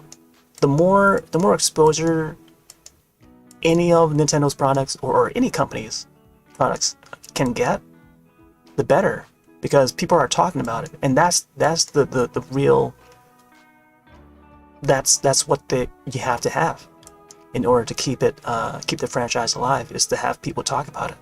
If people don't talk about it, then who's gonna know about your game, you know, or your product? Talk about ShamWow, and continue to talk about it until people know about it. Yeah, that's how they roll. So for them to continue to port older games, keep it relevant year after year, Mario title, Zelda title, doesn't matter if it's new or old. If people are talking about it, that means it's working. We both make videos about these games. We stream it, we play it. People are always going to be talking about it. We're talking about it right now. Day and night, 24/7. First time in general? Oh, nice. Enjoy that. I do like that game. I feel like it's sort of underrated, and I feel like that Phantom Hourglass deserves like an HD remaster or remake in the style of Awakening or Link's Awakening HD or whatever. Like, imagine in that style, or Phantom Hourglass. Although I feel like just to keep it like true to the original release, they should keep it like Wind Waker style. So Wind Waker graphics, however it looks on Switch or Wii U HD. I haven't played the HD version of Wind Waker, by the way, but definitely would intend on doing that possibly this summer or whenever I can. But yeah, if they could retain that look for a Phantom Hourglass HD remake, that would be great. Because Phantom Hourglass does take place right after Wind Waker. And the same thing with Spirit Tracks. Spirit Tracks was another one. I also have that. I think that one arrived with like a stylus, like a DS stylus, if you were to pre-order. I forgot which store it was. It's either Best Buy or GameStop that I got it from. But when you pre-order, you get the stylus that looks like a feather or something like that, and it's like plastic feather. I still have it somewhere. But yeah, Phantom Hourglass, that's a really good one. I would definitely urge Nintendo to make a remake of that, or re-release or something. Man, I didn't realize that was on the Wii U Virtual Console. I'll have to look that up. Oh man, now that you mention it, it got me one to play it and broadcast it. Oh man, that would be a fun one. You know, I could probably do Wind Waker first, play that, finish it, and then get to Phantom Hourglass on the Wii U. Even though I have the physical on the DS and stuff, I would definitely replay it again on the Wii U, now knowing it's on there. Especially on Wii U, because it's easier to, you know, to capture, because I don't have any capture for the DS or 3DS. Man, I would love to play like all the games on 3DS and stuff. But yeah, I definitely want to document it and record all of it, broadcast it live. I think that's probably the reason why I haven't played the portable games as much these days, because I kind of want to record and document all of it.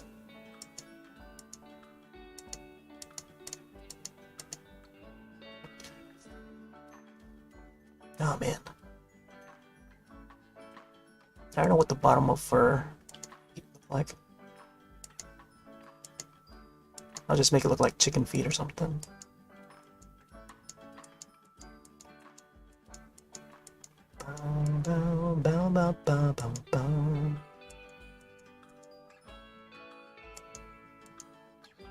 Oh man, I'm trying to remember what else happens in the Phantom Hourglass.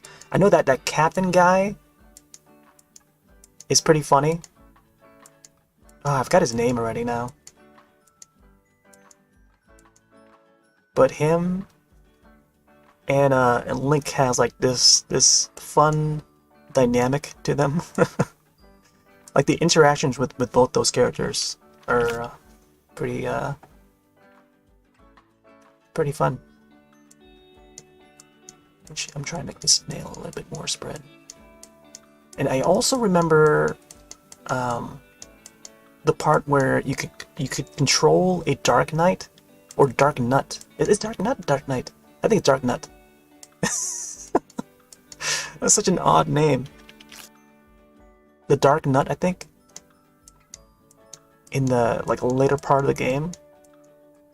But yeah, that's like the first time we ever get to control those guys or play as them.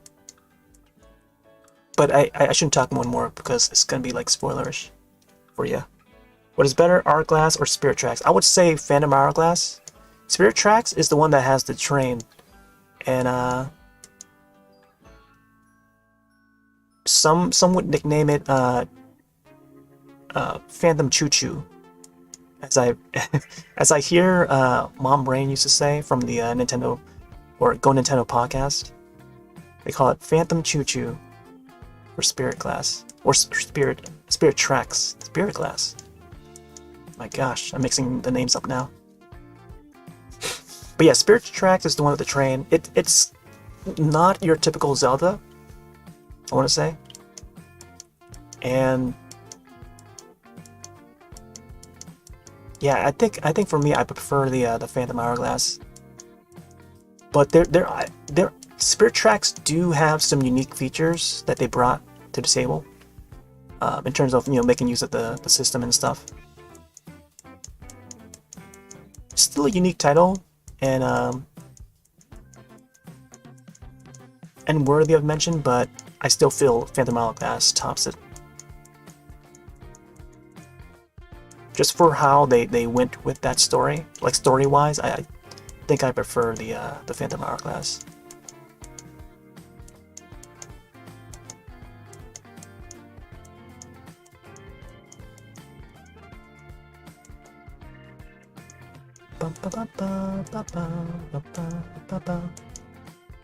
Man, see, imagine if they could remake or make another Zelda game in the style of Wind Waker, like art style. I mean, that Phantom Hourglass would be a neat idea to remake.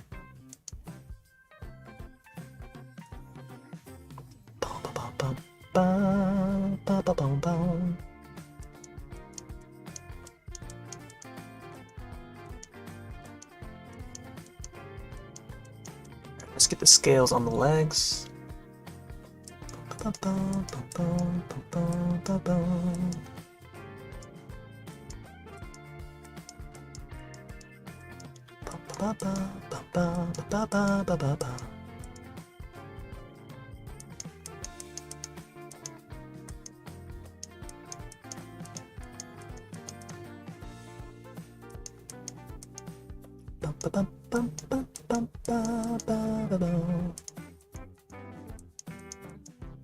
Dang it, I want to play Zelda now. Got me ranting about Zelda games.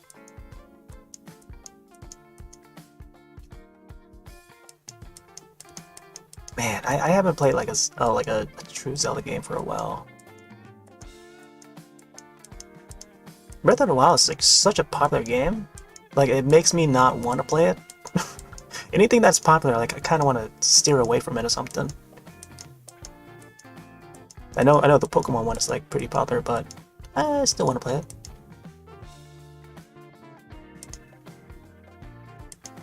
I don't know. Maybe one of these days I'll definitely have to dive into Breath of the Wild someday. I feel like Breath of the Wild is like an extension of like a little bit of Twilight Princess and Skyward Sword meshed together.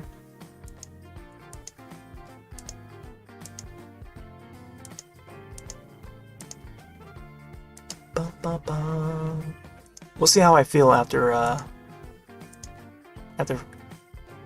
whatchamacallit, Wind Waker.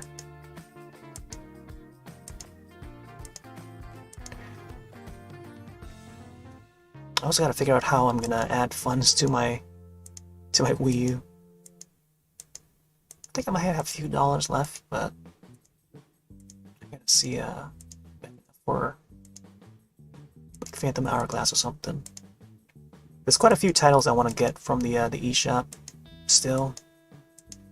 I took a quick look at it earlier tonight, and there's a bunch of them. Let's see. I know Monster Hunter Generations is also got a digital release on 3DS, and this is the original Generations on 3DS. So I was looking at the wish list on my current 3DS system, and I'm seeing that was also on the wish list, which I added a long time ago.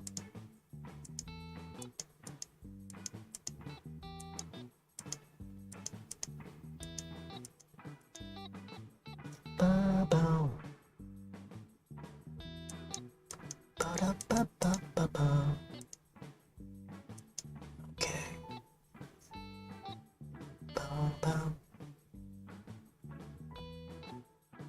I think this should have a bigger knee. Something like that, maybe. Wow, this drawing's coming along, man. At least I'm getting the outline done. Yep. Let's go for a few more minutes. I think a good 4-hour session would be good for this. I'm spending way too much time on the outline and stuff.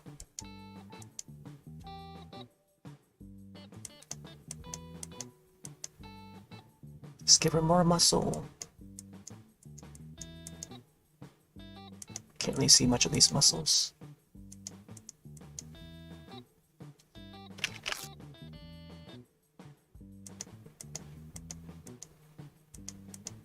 Boom, boom, boom. Boom, boom, boom, boom, boom, boom, boom, boom. See what we can do about these wings. Man, she's got a lot of spikes coming out of the wings, so I feel like I need to make these straighten out a bit.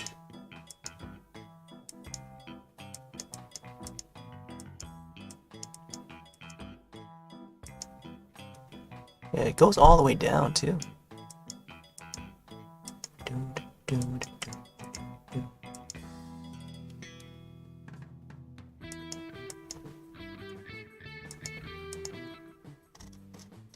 Let's get the brush a little bit bigger.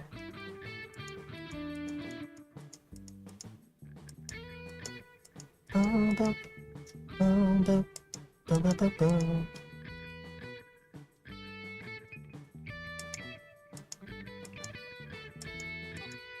One, two, three. Okay, so there's another one over here. Oh. Okay, I think this one should be a little bit over here. Let's see. This one should disappear. Oh.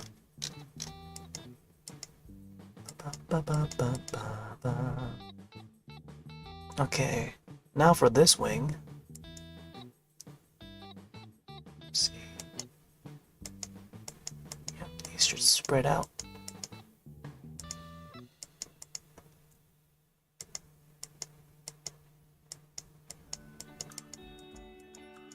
I might have to grab a snack after this.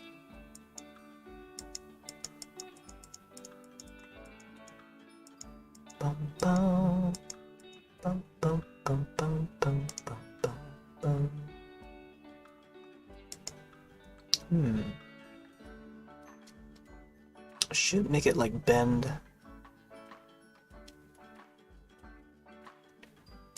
Yeah, make it like bend or something. That way it'll come up this way.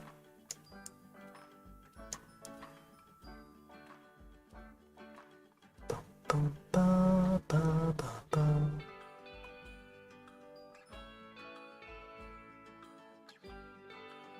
Okay.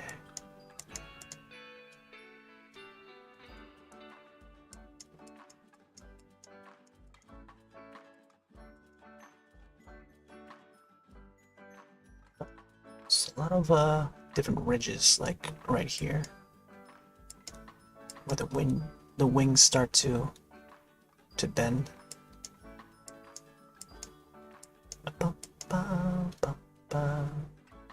Oh, interesting.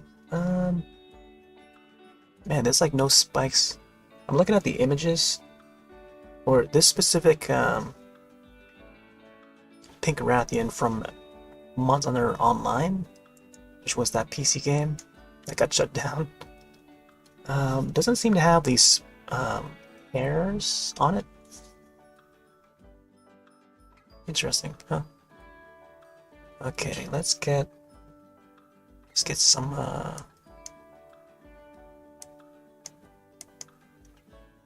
scales on this end. I feel like I need to make this spike a little bit more upper or something. Like going upward. But then at the same time, this is like, oh yeah, no, that does make sense to go up. This one should go down. Let's see.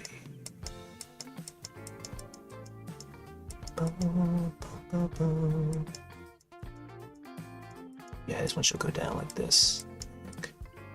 This one should go up because we're seeing the under part of the wing.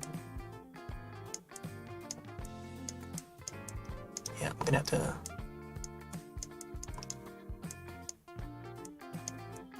draw a part here. Maybe that's a little too much. I should probably go like right there or something. as if it's like clawing down. Dun, dun, dun, dun, dun, dun.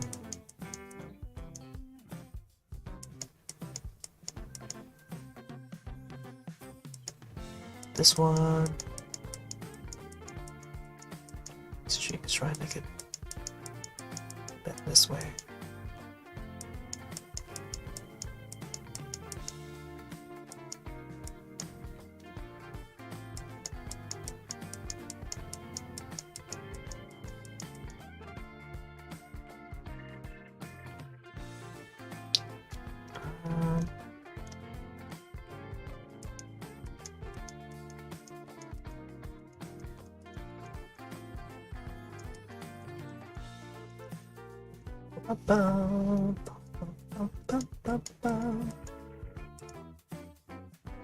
Let's see.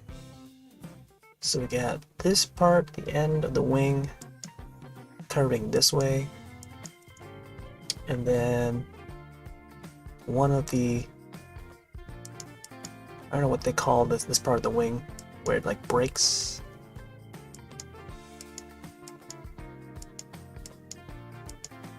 This part comes down this way. Add a spike. And then there'll be another one over here. Going that way. There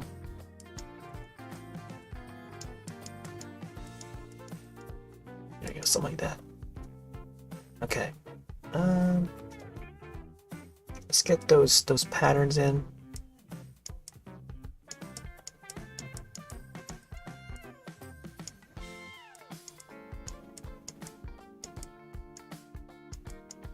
Patterns would come out look like this. Curve it around. I'll have to go back and do these once I have color in it. And I barely put any color, I'm just working on the outline. I think next time I come back on to do this, I'll probably be able to finish it.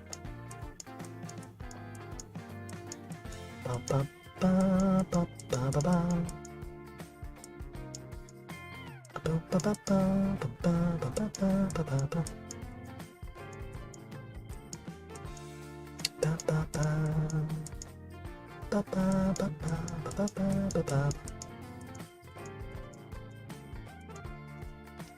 Ba, ba.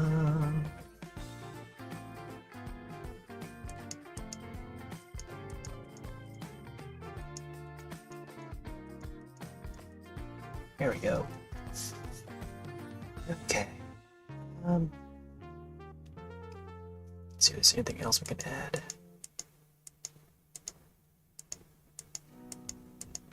Curve the leg up a bit. Bum, bum, bum, bum, bum. Bum, bum, bum, bum. Oh, interesting. Wow, the legs do look like chickens. They have these layers on the ankles and stuff. It kind of looks like chicken patterns. So it's like that.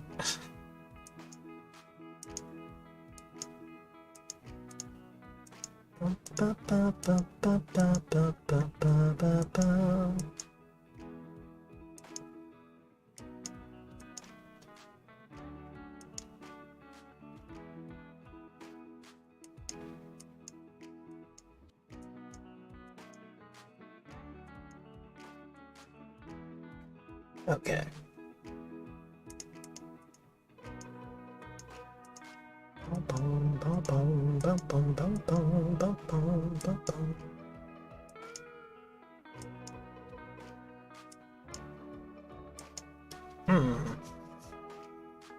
So you can try and erase this part here.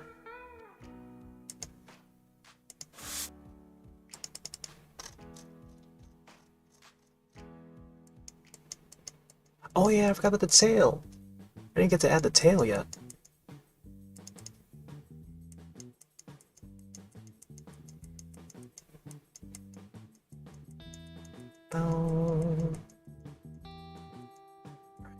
clean this up first and then I'll get to it.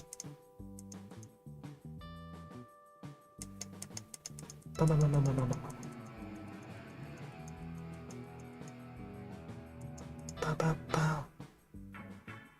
Bow, bow, bow. Bow, bow, bow.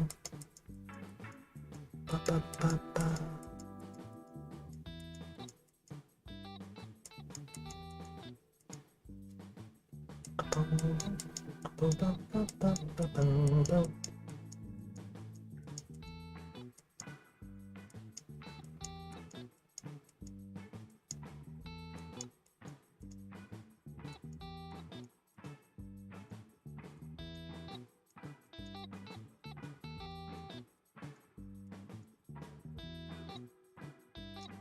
Okay.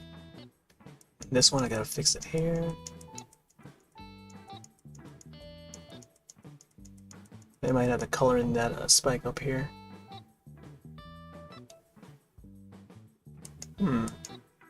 See how it looks. It was.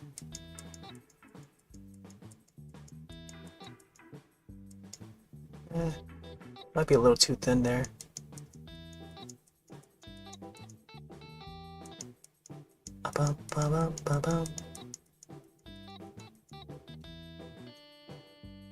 Okay, let's get back to coloring that in.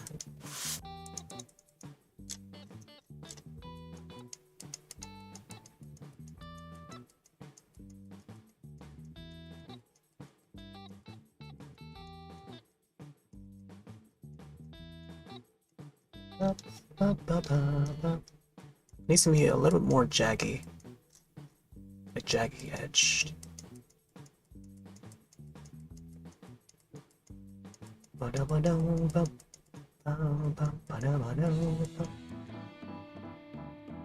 There you go, I think that's good.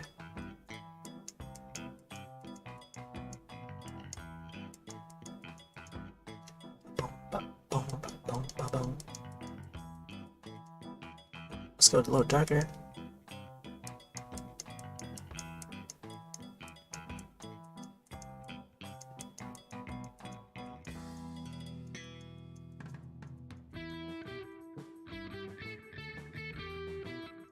There we go.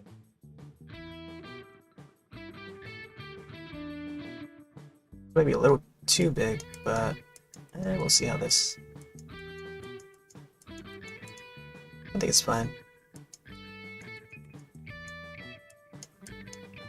Okay. I'm not sure about this wing flap being back here. I think it just blends in with the back. Let me see if we can fix that. Get the brush size a little bit bigger. There you go. Just erase it. Alright. Now let's see how we can make out the tail. And it'll probably be the last thing I do before I log off.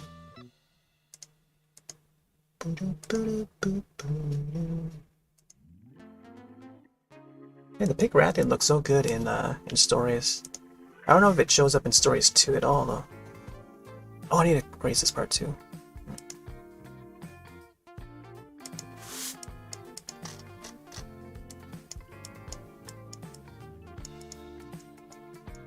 There we go. Alright. Let's get this tail.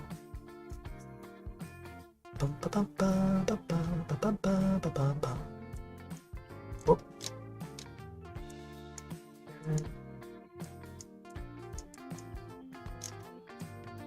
Oh, it needs to be a little bit darker.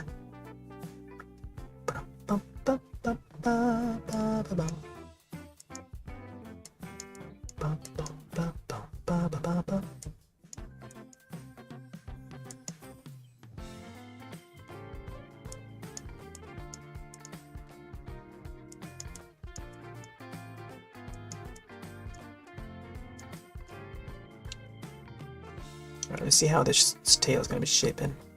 It could go like over and then arching, and then the tail will be come out this way. Or I can make it so that it goes around and then come around this way. And the end of the tail would be like right here. Let's see.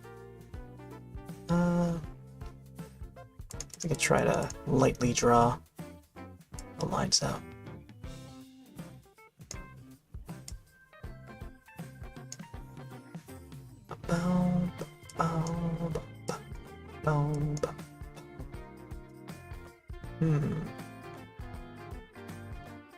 It looked like the. Actually, yeah, you know, this would work too. Get the end of the tail.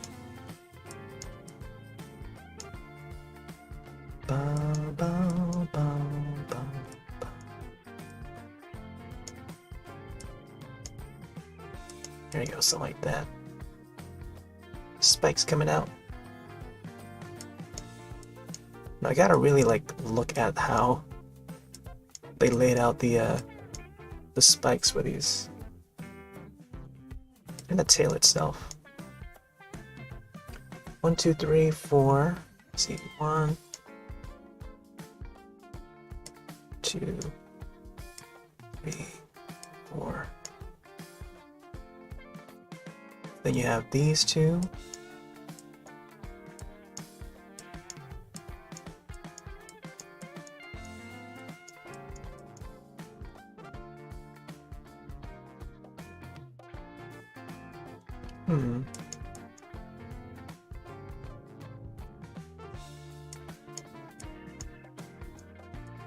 There you go, that makes more sense in the angle.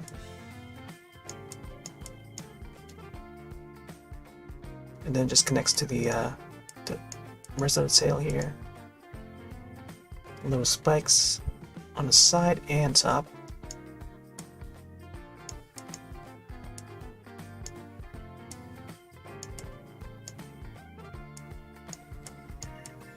Kind of looks like a centipede in a way. Alright, let's get some of the top ones here. Let's go a little darker.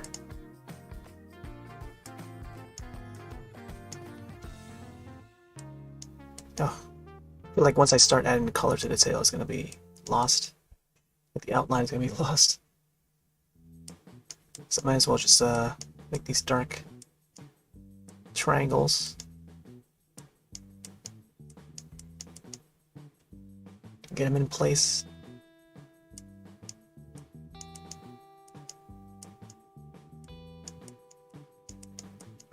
Bow, bow.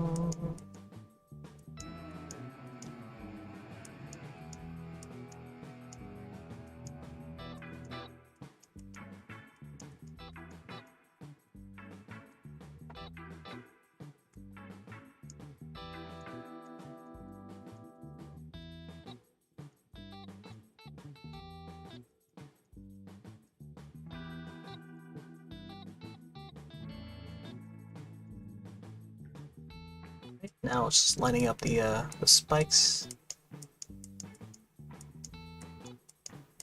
I guess the spine of the tail, however they call it. One more should do it. Let me see if I can count. Let me see. 1, 2, 3, 4, 5, 6, 7, 8, 9, 10, 11, 12, 13. Wow, 13 parts. I think I have less than 13 here. 1, 2, 3, 4, 5, 6, 7, 8, 9, 10. And then behind the back part, I guess. It's just about enough, I guess. I would make the tail a little longer, but I can only fit so much in this one image, in this canvas size.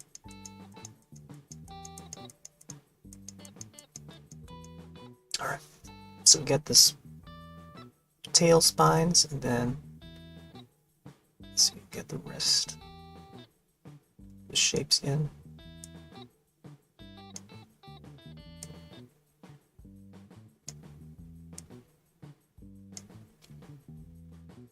Oh, there's also spikes on the side.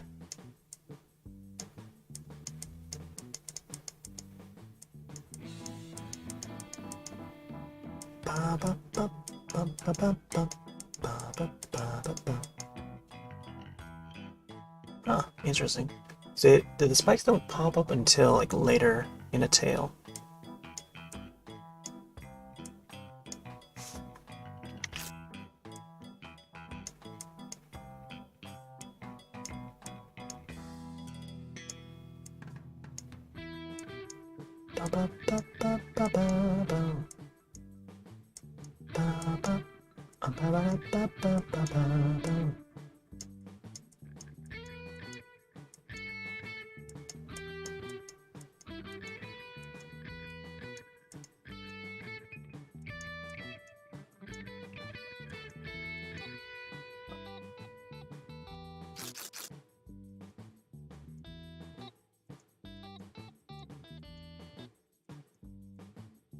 It's weird looking shapes for these spikes.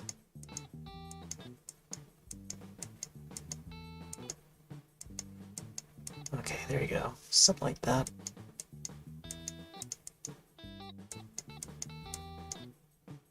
Get him to curve. Alright, yeah, something like that. And having the tail fade like into the sky like that makes it looks like there's depth to it because it's like faded. I think that would be a good idea.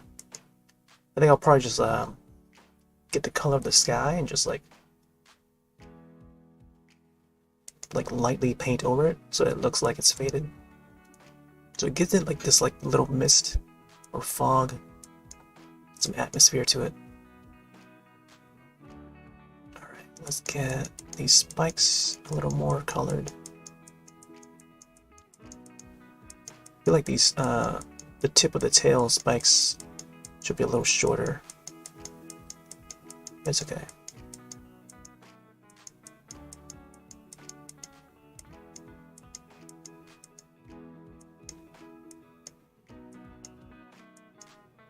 And thinner too. Bow. Bow, bow, bow, bow, bow, bow, bow. Bow, bow, bow, bow, bow, bow. Alright. Bow, bow, bow, bow. Oh gosh. Oh my gosh.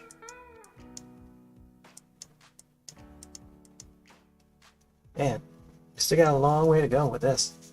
And once I start adding colors, it's gonna be...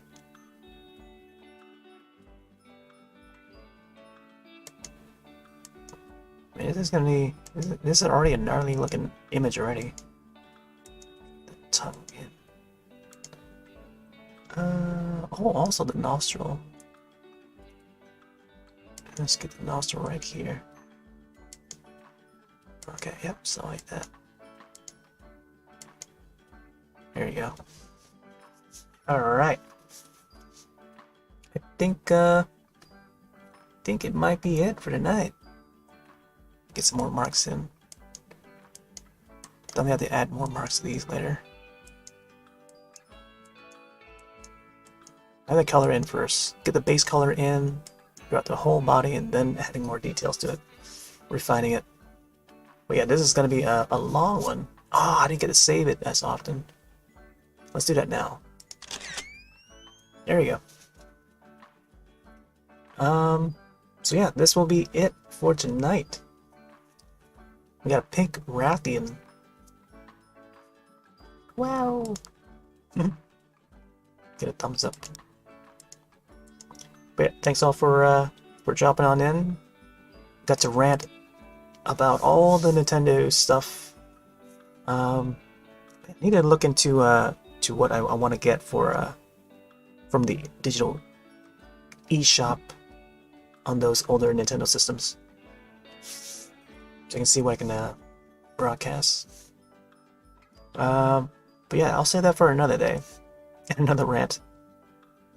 But yeah, this will be it for this drawing session in the Scribble. And tomorrow is going to be back on Monster Hunter 3 Ultimate. And I may want to further rant in that and also maybe check out the shop too while I'm on the Wii U. So that's going to be tomorrow.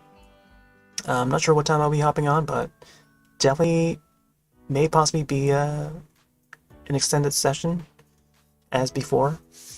So we'll see how that goes. So I'm gonna take off for now. Have yourselves a wonderful rest of your night, and I'll see you in the next one. Later.